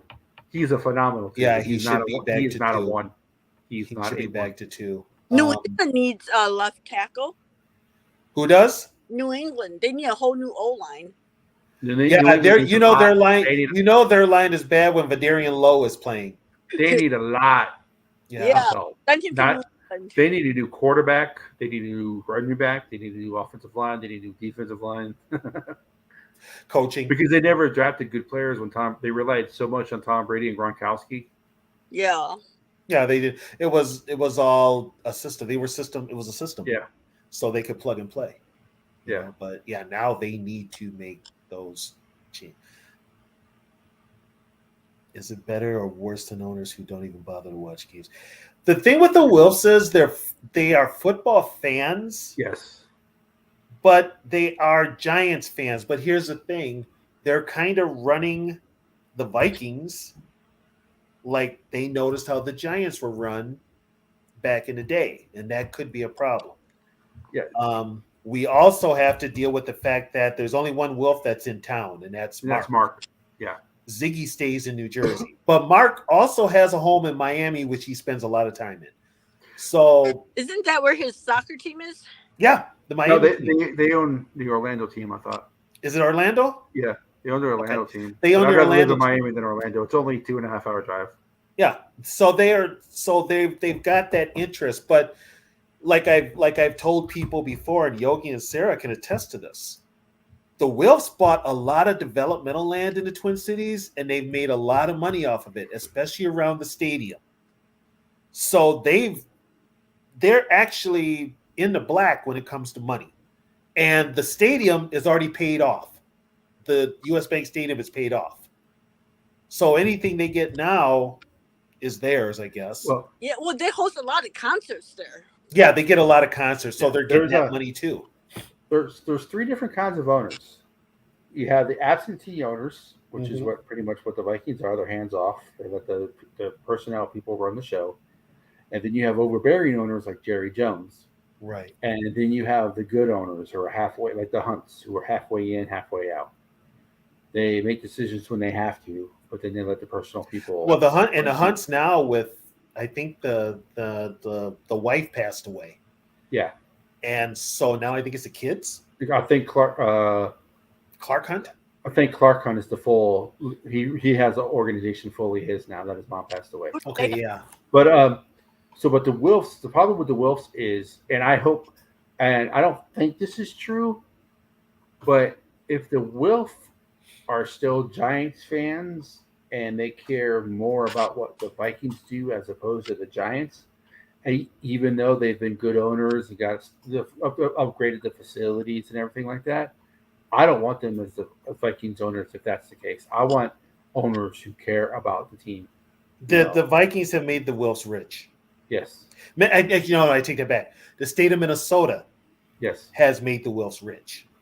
And contrary to what people, if you ever hear anybody say, "Oh, the Vikings were going to LA," they weren't going to LA. Because that would have meant if the Vikings were moving to LA, that meant the Wilfs would have had to pay for that stadium out of their own pocket. And that wasn't going to happen. They don't got Kroenke money. They don't got Kroenke money. So yeah. And now the fact that the state US Bank is paid off, 7 years ahead of schedule or 12 years ahead of schedule? The Bears may win Sunday night. Justin Fields is doubtful. Wait. Who the Bears playing? I don't know. But it just says Fields is doubtful for Sunday night. So Yeah, Badgett's gonna start. yeah. Fields isn't playing. But I mean, so the Wilfs, they've been willing to spend money. We know that. Yeah.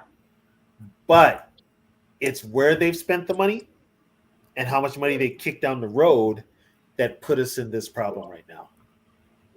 So, like I said, I mean, Kirk is on the books next year. Hunter's on the books next year. Davenport's on the books next year.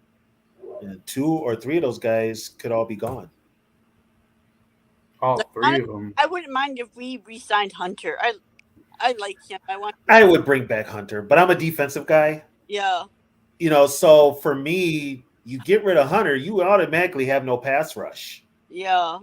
Like, I mean, between the 3 of them, Hunter would be the one I brought back. Right. And so we got so many players on 1-year deals this year. We're not going to bring everybody back. I'm sure one of them is gone. DJ Wanham is gone. He probably wants to start. He's going to want to start, and he's put in the years where he could get looked at as a starter.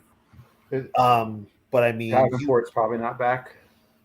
Not with his injury history. He hasn't looked good until this year, though, playing under Flores and playing next to Daniil. Yeah, he had like 9 sacks 1 year, but he was playing. He was a down lineman. He was basically an interior lineman. And that was on a not very good Saints defensive front. The only pass rusher they've had consistently is Cameron Jordan. So it's, there's a lot of money on the books next year. Not to mention, the Wilfs have paid a lot to ex-coaches and owner and GMs and the coaching staff that they had. They're on the hook for those contracts too. Yeah, they're still paying Zimmer and What? Spielman. Yeah. I mean, there's still, and they gave them an extension the last time they gave Kirk an extension. So is Spielman still getting paid too? No, I think they're both done now. I think they're both paid off. Last I checked, I think they have one more year left. After this year, they're done, I think. Yeah.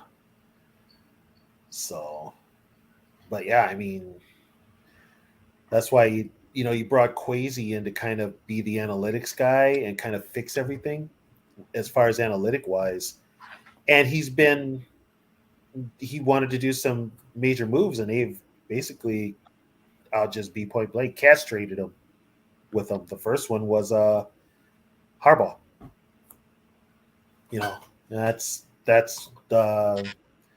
That was a hatchet job. And then the second one was when he wanted to draft Jamison Williams, and they talked him into trading down to get Lewis Seen. I think both were bad picks, though. Jamison right now looks like he's not going to make it. Yeah. So, I mean, in the end, we both lost. Yeah. But I don't care if the Lions lose. But yeah, it's. I'm just glad that he's not looking good, that it makes us look not as bad, because if he had turned out to be like a baller, oh my God. Well, until tonight, Hawkinson looked like a bust. Yeah. And Lion fans were like, well, we got, what's that guy's name? Laporta? Laporta? Yeah, Laporta. What is it with the Lions and Iowa tight ends? Iowa tight ends are good. Like the only thing Iowa produces that's good. Yeah, no shit. But yeah, they can't score with them because the tight ends that Iowa has now are good as well, but they have no offense at all. How do you put up how many yards of offense they had against the Gophers? Come on, you scored 10 points against the Gophers defense. You know it's a bad offense. Oh my God. I saw that. I thought the Lions might, because they don't have any running backs. Remember, the running backs are injured. Gibbs is hurt too. Yep, Yeah. Gibbs and Montgomery Yeah. and Ibrahim. Oh, Mo. Yeah, didn't they cut Mo? They cut him, and then Montgomery got hurt, so they brought him back, and then he got hurt against the Ravens, and I think he had to. I think every Lion got hurt against the Ravens. That's true. So now Ibrahim's hurt too. Yeah. Okay, guess who could end up there? Peterson. Dalvin Cook. Oh. The Lions watch the Lions side Adrian Peterson. It could be Dalvin Cook. I think Detroit's looking to shop him. Dalvin could end up with the Lions. There are That would Viking be fans that are saying bring Dalvin Cook back. I'm like, no, don't bring Dalvin Cook back. Well, he doesn't get along with KLC. If he was taking a pay cut, he'd be here. Well, he also left because he was mad at KLC, because KLC promised him to use him in the passing game, and he didn't last year. And that upset him because he thought he could do more. So he had a falling out with KLC. Yeah, but it's looking like he couldn't do more. So, I mean, so speaking of that, KOC, you and I have been rough on him this year. And I'll continue to be. This was his best game, though. Yeah, that's one game. Here's the thing. He still had questionable decisions. Yeah. He still had the questionable decisions, which he's going to have, but as a whole, he's got to be consistent himself. Yeah. I think he still has to run more. And I want him to run the damn ball. He abandons the run too quick. He abandons it too quick. Here's the thing. You could have ran at the Niners all night. The way you were gouging yards out of him open and early, you could have ran the ball at him. It would have slowed down that pass rush. And then guess what? You go play action, which is what? Kirk's strong point? Yeah. And George, you're making me hungry. I literally have a Jack in the Box. I literally have a Jack in the Box 5 minutes from my house. What was our time of possession for this game? It was 38 something. For us, Yes. we did play ball control there. Yeah. Which It was the first time the 49ers were only behind all season up into this game for a total of 4 minutes in all of their games. right. They were behind the whole game today. And this was a first. Well, like to say, first time for everything. So, here's the thing, though. I'm gonna talk to my girlfriend after I get off of this. And she lives in California, around a bunch of Niners fans. So she's had them. They've been chirping in her ear how much they've been chirping in her ear all weekend about how they were just gonna beat our asses. So I'm gonna call her tonight and see how quiet it is around there. And she's probably gonna be like, "I haven't heard a word out of them." Well, they were treating us like we were just like what's the word I'm looking for? Like Yes. a walk in the they park. were treating us like it was their bye week. Yeah, Yes. a walk in the Yes. park. Yes, Frozen. Let the Lions fans discover the fumbleitis that Dalvin Cook has. Yeah, that's what I was talking about earlier. About That's right. He did fumble. He fumbled a lot. That's And then he would get hurt. Cost him the Bengals game last year. That was a thing that was kind of the reason why I was so happy they won tonight, was because the fact that the 49ers fans thought that, yes, we have injuries, but it's not going to matter. Injuries matter, especially when they're your top offensive players. Well, and I'm going to be honest. The reason I didn't pick the Vikings was because the Niners were just a better team, more aggressive. They weren't tonight, though. Tonight they weren't, and I was shocked. Tonight they were literally the Vikings. It's almost like the Vikings come out and they took it to them right away, and I'm just kind of like, okay. After the interception, which wasn't Kirk's fault, and then McCaffrey turns it over, which was like, whoa, okay. Yeah. After that, it's like the offense settled down, KOC settled down, and he started to take it to him. And I was kind of like, what Viking team is this? And I was like, this isn't the Viking team that we've been watching all playing year. well on a Monday night. Yeah. I'm like, I know it's not Halloween, but damn. I mean, this was one of those games where you have to ask yourself, where the hell have you been all year? Yeah. Because if they would have played, like, going back to it, I think this is what was frustrating for a lot of Vikings fans is you saw what the team was capable of tonight. If they play like that all the time, they would be in the same conversation as the Eagles and as the 49ers. They don't have the depth that those teams have, but they have the capability to play at that same level. But if you play at that same level with what you do have, that means you've overcome a lot of shortcomings. Yeah. And you can't take this team lightly. See, last year we had a lot of luck. Yeah. A lot of luck. This year, if this team, put it this way, if we play the next 4 or 5 games, I think they're better tonight, than last year, and their record's worse. Defensively, I think they're better. If we play, here's the deal: if we play the rest of our games up until our bye, like we played tonight, they're not losing. They're not losing. Yeah. They're not losing. Matter of fact, they probably win the division, and depending on, they'll get home field. If you win the division, you get home field, at least one home playoff game. Right. So, I mean, they will go to Philadelphia for the championship game. We've seen it 1,000 times. Somebody's got to knock off Philadelphia. That's all. We got to end the 6 consecutive NFC championship losses as well. What do we got? 7? What do we got? The Vikings have been to 11 NFC championship games, and they've lost the last 7. God, have we been to that many? Mm-hmm. Hold on. In the history of the Vikings, they've been to 11 NFC championship games. Because they lost the last 6 because that includes 69 with the NFL championship. And then, so for NFC champions, so since 77. Since 1977, they've been to 6 NFC championship games, and they've lost them all. Yeah. Oh God! So we've lost to Dallas, Washington, Yep, Atlanta, yep, the Giants, Yep. Saints, Yep. And Eagles. 6.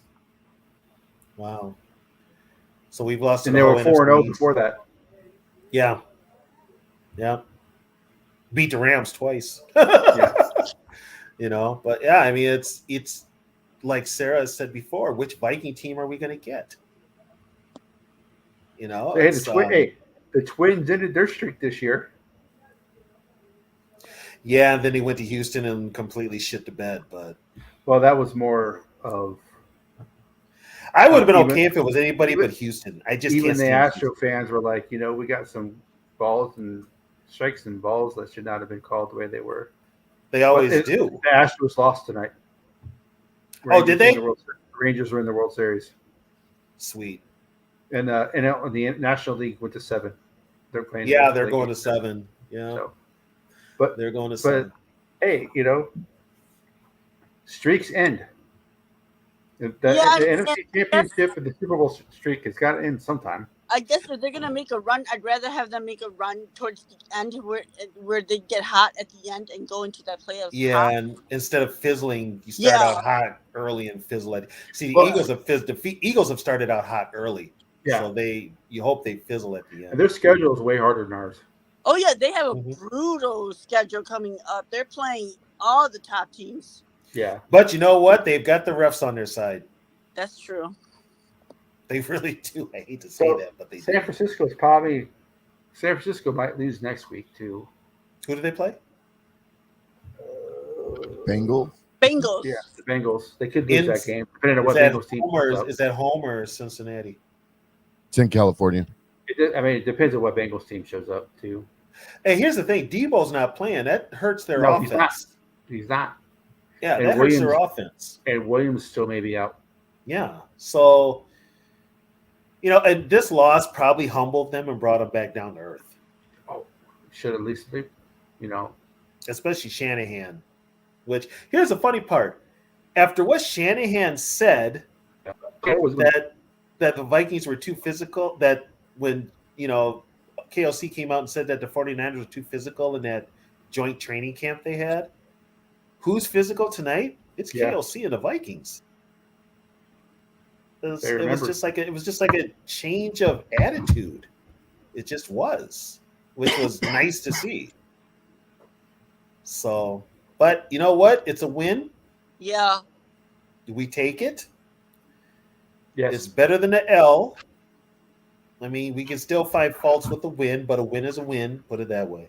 Plus the 2 bottom teams of the North won. So I mean, it makes us feel good. See, George, normally I would agree with you that after a win like this, you have the chance for a letdown, but it's Packer week. It's the Packers, and they're not the same Packers that they've always been. Yeah, and I mean, I don't know, because the Niners weren't looking too impressive off of that Browns loss too, so it wasn't like we were we beat this unbeatable team. They were right. That's what caused the fight. Neither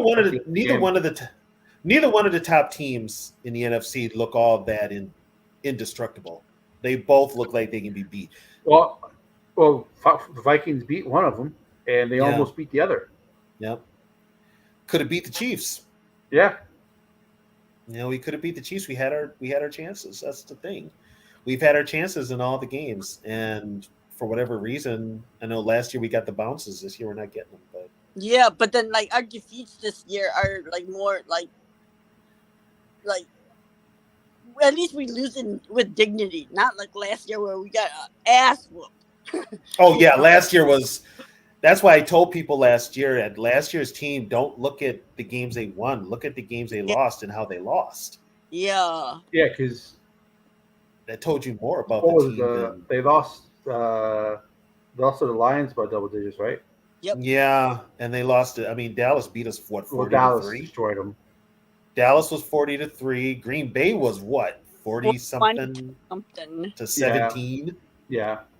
And then the Bengals lost. Was the only close game they lost. And that was what 24-7. Yeah.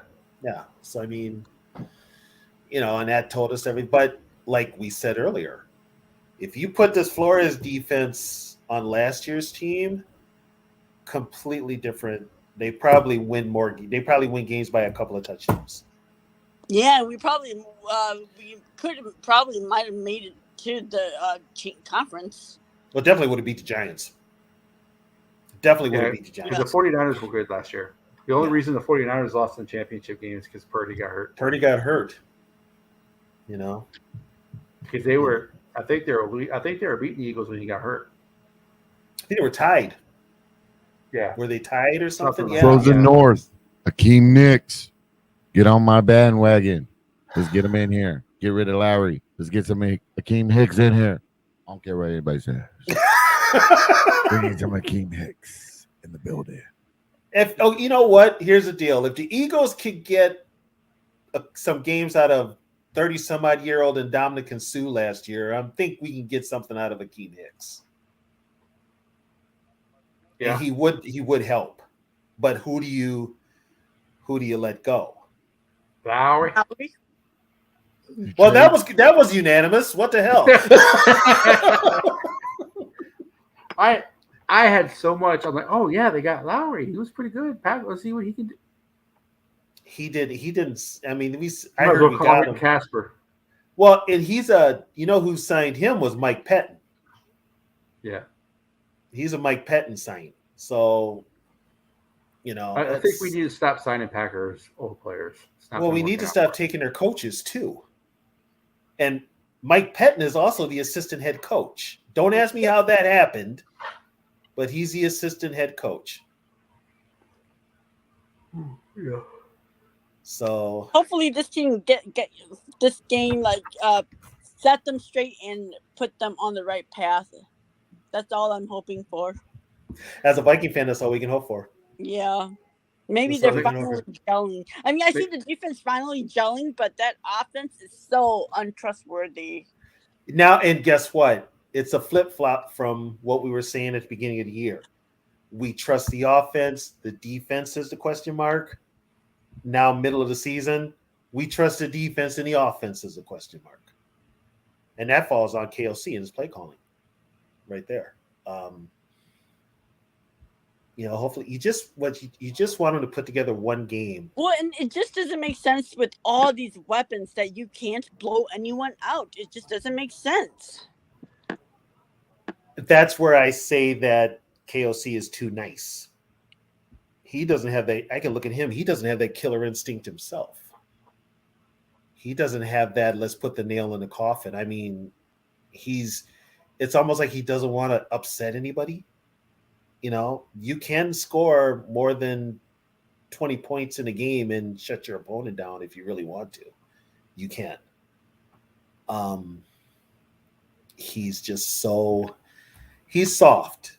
His demeanor is soft too. He wants to be everybody's friend. He's not a jerk at all. Yeah. And that's probably where we do need that thing. We need that whole, you need a coach to come in here and kind of kick some players in their ass because some players need it. So Hicks can play. I didn't say Hicks can't play, but when you're on the D line and you're 30 some odd years old and you've got injury history, it's probably going to take him. I mean, he hasn't played.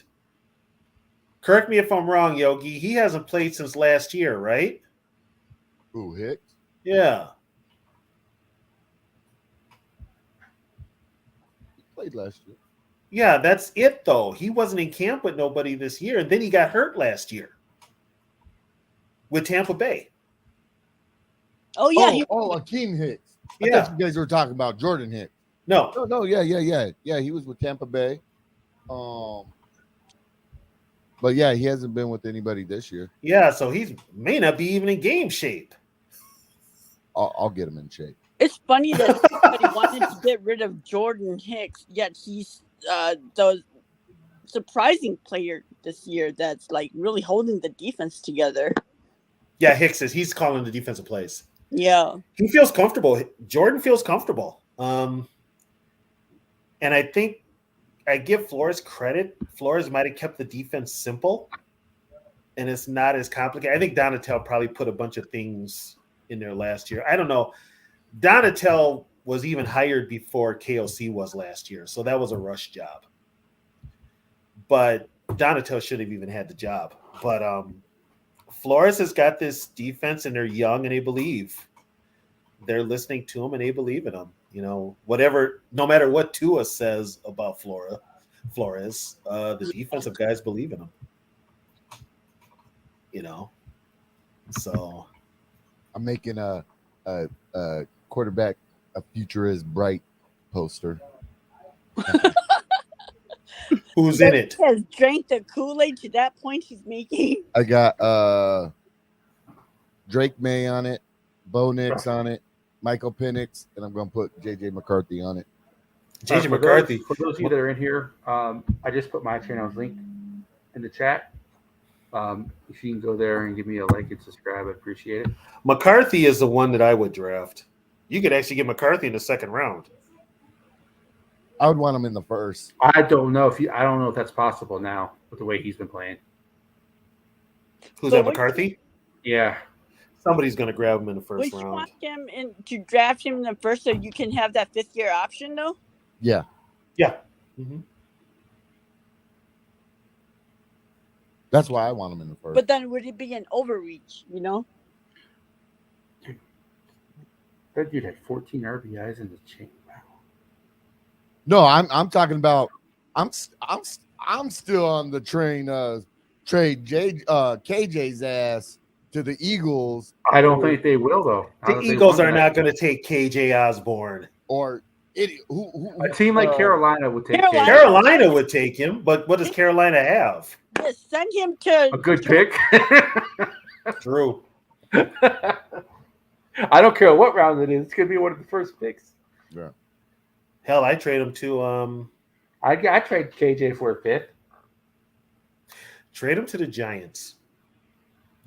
Yeah, they need Yeah. receiver help, yeah. Trade him to the Giants. but they won't though Why not?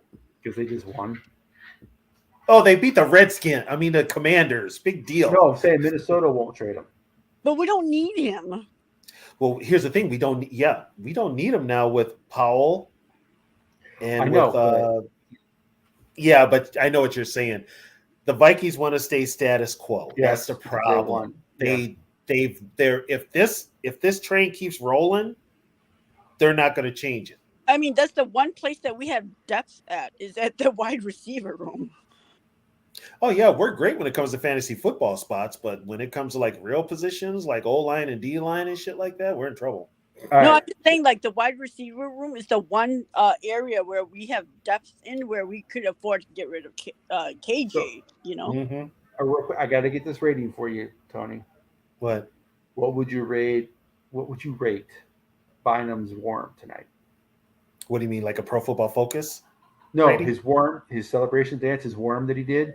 Oh, his worm? Yeah. That's pretty good. It was. I have to give I him feel like credit. I That was was pretty watching- good. What was it? Was it Breakdancing Boogaloo the movie, or was that? Yeah, he looked like he fit right in Beat Street. I mean, he did. I mean, and in equipment, Yeah. in football equipment. So Did you see the other celebration when they lifted Evans up in the air and they were kind of doing like they were kind of walking under him like he was a limbo they pole? didn't do like that limbo thing, did they? I think that's what it was. Yeah. Oh, for God's sakes. They did that last year. The offense did. Yeah, they did. So the recycling celebrations now?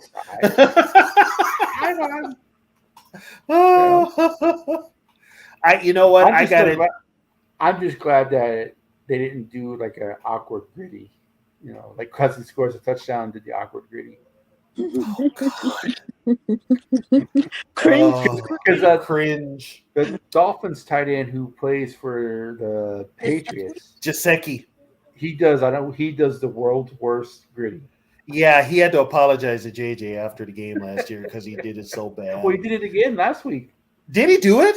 Yes, it was awful. Oh, God. It's so cringy. Like, oh, God. Come on, man. You got white man disease. You can't do the gritty. Oh, he's beyond white man disease. He's got I live on the North Pole disease. I know I can't do the gritty. That's a fact. yeah, I don't know. I think it was a good win tonight. Yeah. Like I said tonight was the pivot game. If they lose, trade everybody. If they win, let's go on a run. So they'll probably what they're going to do is it's now they've got some momentum. So that locker room Yeah. is feeling pretty good about themselves, and so is the front Yeah. office. So they're going to be like, it's going to have to be an offer to knock that just is out of this park to get rid of anybody. The only one you could get rid of, I think, is Hunter. Yeah, and I mean, I think like now that they have momentum, then it's easier to bring JJ back. Yeah, and well, here's the thing too. I was making a Flores is gonna pound on the table. He's not gonna let them trade his best pass rusher. Yeah, He's not. He right now he doesn't have a lot to work with. yeah. I mean, that's So one bright spot for him. right. So the last thing you want to do is take away his one pass rusher. Yeah, The one player that the teams have to scheme for, yeah, you don't want to take that. So I think they stay status quo. I don't think they move anybody. There's going to be a lot of probably calls.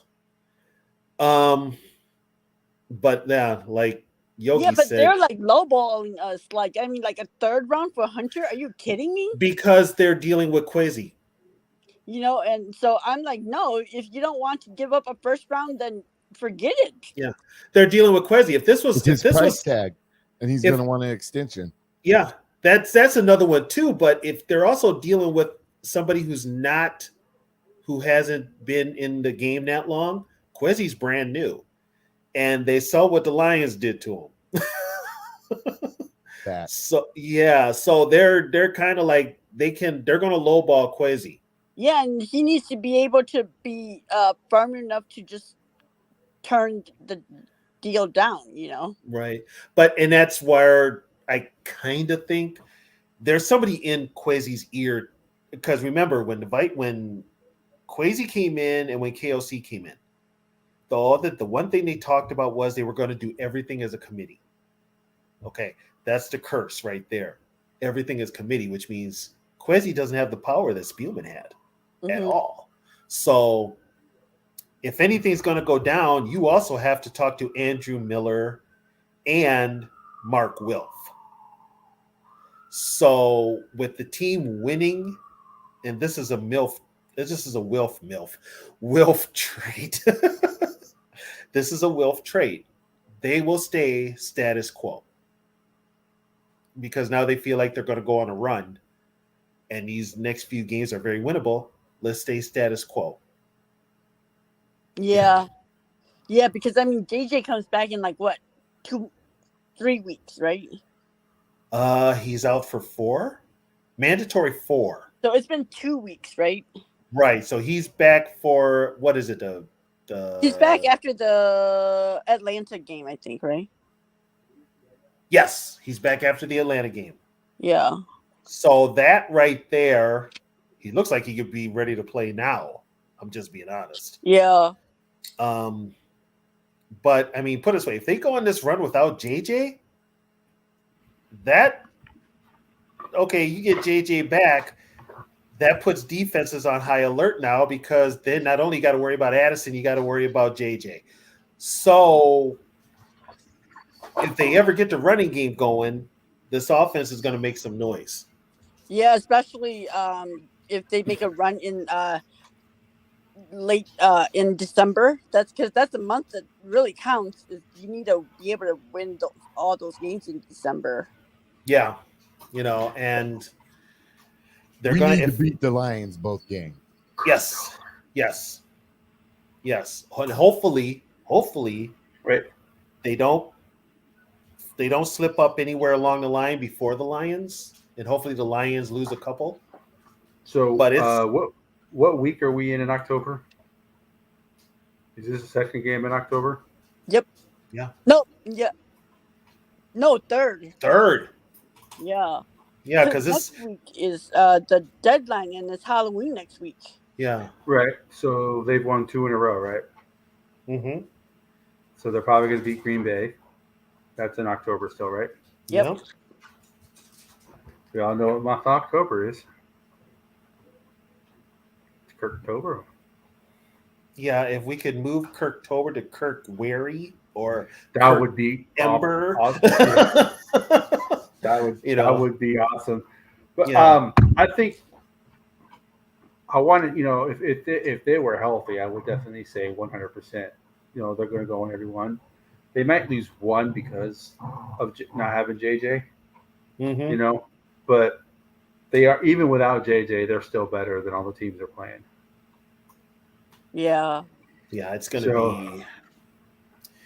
it could It be a fun is. ride, one way or the It's other. going to be a typical NFC North battle down the stretch. And you and I have brought this up to the Young Bucks, Tony. What did we Mm-hmm. tell the Young Bucks? Vikings history has shown that they never bad enough to get a top pick. Yep. They always go on a run. And I said, watch, if they beat San Fran, they're probably going to go on a run. They're going on a run. We both said that because, Yeah. they're going. So if They're they don't going go on a on a run.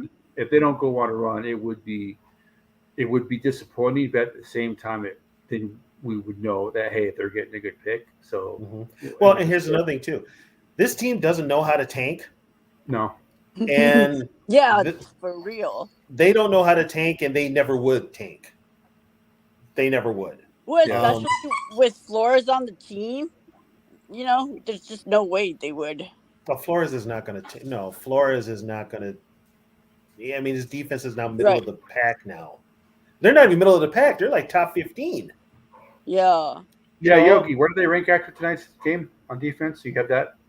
I do not. Where would that They're be? probably going to be still 15. This is JJ, y'all. I talked about him, but he's camera shy. He finally. They're probably going to be 15, maybe better, because they did not allow a lot of yards tonight. No, they didn't. I think it was under 300 yards total. Yeah, so they could actually move up a couple of slots. They had like 65 yards of rushing tonight, like San Fran did. So, well, here's the thing. After tonight's game, these guys could move up to the top 10. Well, so Green Bay's 2-4. The Falcons are 4-3. The Saints are 3-4. The Broncos are 2-5, and the Bears are 2-5. Only game that kind of worries me is Denver because it's in Denver, the altitude. Right. But it's still a winnable game. We played Denver after the Falcons? Yes. Yes. Play the Falcons after Green Bay. Okay, so it would be the Denver game that JJ comes back if he comes back after 4 weeks. Yeah, and that Denver defense is not very good. Yeah. Especially that secondary. So basically the next 3 weeks we have Jordan Love, Desmond Ridder, Russell Wilson. And this is not the same Russell Wilson that was in Seattle. Well, the only good quarterbacks the Vikings face the rest of their season would be Burrow and Goff, and those aren't even. And that's it. And the only one that's really good is Burrow, but he's hurt. Dare I say Cousins is the best quarterback left God. against the teams they're playing? Oh my God, I can't believe we're saying that. But look at the teams they're playing. He's better than all the teams that they're playing. I can't believe we're saying this. Oh my God. See, this is when people say Kirk Cousins is not a top quarterback. When you look at like this, other than Joe Burrow is probably better. I would say Joe Burrow is probably better than Cousins. But this year he has not been. So no, Burrow's playing hurt too. They basically got him out there on one leg. So Burrows would be the only quarterback that you would even consider being better than Cousins right now with the teams they have left. Some people say Goff has been good, but I don't think Goff is better than Cousins. Okay, if it's the same Goff I saw yesterday, Yeah, he played. Yes, George, he played. He was on the field. Yeah, he did play. He was on the field. He's part of the highlight reel on McCaffrey's touchdown run. His touchdown pass. Yeah. Yeah, that Booth is on that highlight reel. And it always seems that when Booth is on the field, the other team scores. I'm just saying. Yeah. At least he's on the field, though. Yeah. Well, yeah, now I'm starting to question why can't Ward or Blackman get on the field? Well, Blackman wasn't a first-round pick. Booth was, so. Booth was a 2. So is Blackman. Was he? Hmm. Yeah. Booth is part of the scene. Oh, that's right. Draft. Yeah. Okay. I don't know why I was thinking he wasn't for a second. Yeah. And I can understand why Ward isn't getting in because of Metellus and Bynum. Bynum and Harrison are all playing well this year. Yeah, but I mean with Booth, I mean with Evans as a starter, who look he Yeah. didn't Well, he didn't look too bad. Evans doesn't have the best ability, but he's got that dog in him. He does. The thing that worries me with Evans is he's so concussion prone. Yeah. And that's what scares me with him, but he's got that new goofy looking helmet, so maybe that helps. He's like one of the only players on the team that hits hard. Yeah, and you kind of cringe when he does because he doesn't look like he weighs that much. Somebody brought up something tonight too. The teams are running away from pace. That doesn't surprise me. That doesn't surprise me. They must see something in the film where the guy he is quick to the hole. He really is. Yeah. So because I didn't hear his name much at all tonight. Yeah. But he was in on the one play that was tackled behind the line of scrimmage. He was on that. He was on that one. But also it helps that Bullard has really come into his own. So Bullard kind of like pushes the plays. What up, Gary? In an opposite direction, which kind of pushes it back to Pace. But yeah, they're avoiding Pace. But he's got good sideline to sideline movement too. So he's gonna make plays. Oh man, I'm just watching the highlight. That Purdy throw with Bynum's first interception. That was such a bad throw. That was. What is it on NFL Network? I'm watching NFL Network. Yeah. Okay. I got like so many damn channels. Can't keep track of them. Well, I'm gonna log off, guys. I'm getting sleepy, so yeah, I'm about to hit it myself. No, we're all good. But you know what? We got to win tonight, guys, so we can sleep easy. Yep. And at least we can say we beat a good team now. Yeah, we did. Yeah, I can't say, we beat the worst two teams in the league, and we didn't beat them by much. Well, put it this way: now the Lions would be like, "Well, we beat the Chiefs." It's like, so what? We beat the Niners. Yeah. Right. So and the Niners win actually means more because they're in the same conference. Yes. So, and I think right now, I don't know what the Lions. I think the Lions division. I think we got a better division record than the Lions right now, don't we? I don't. Lions. They are 1-0, and we're 1-0. Okay. Because then we beat. We beat the Bears, and then they beat the Packers. Okay. Yeah, they loaded up the division towards the end. For us with division early games. For everybody else. Yeah, mostly. So, well, it's been fun, guys, and I will see you guys all tomorrow for our show. Yeah, isn't the Vincent show tomorrow? No. I thought I sent you the message. No, I never got it. Oh. we went on air production meeting. We moved, hold on. We moved it to Wednesday right after One Bar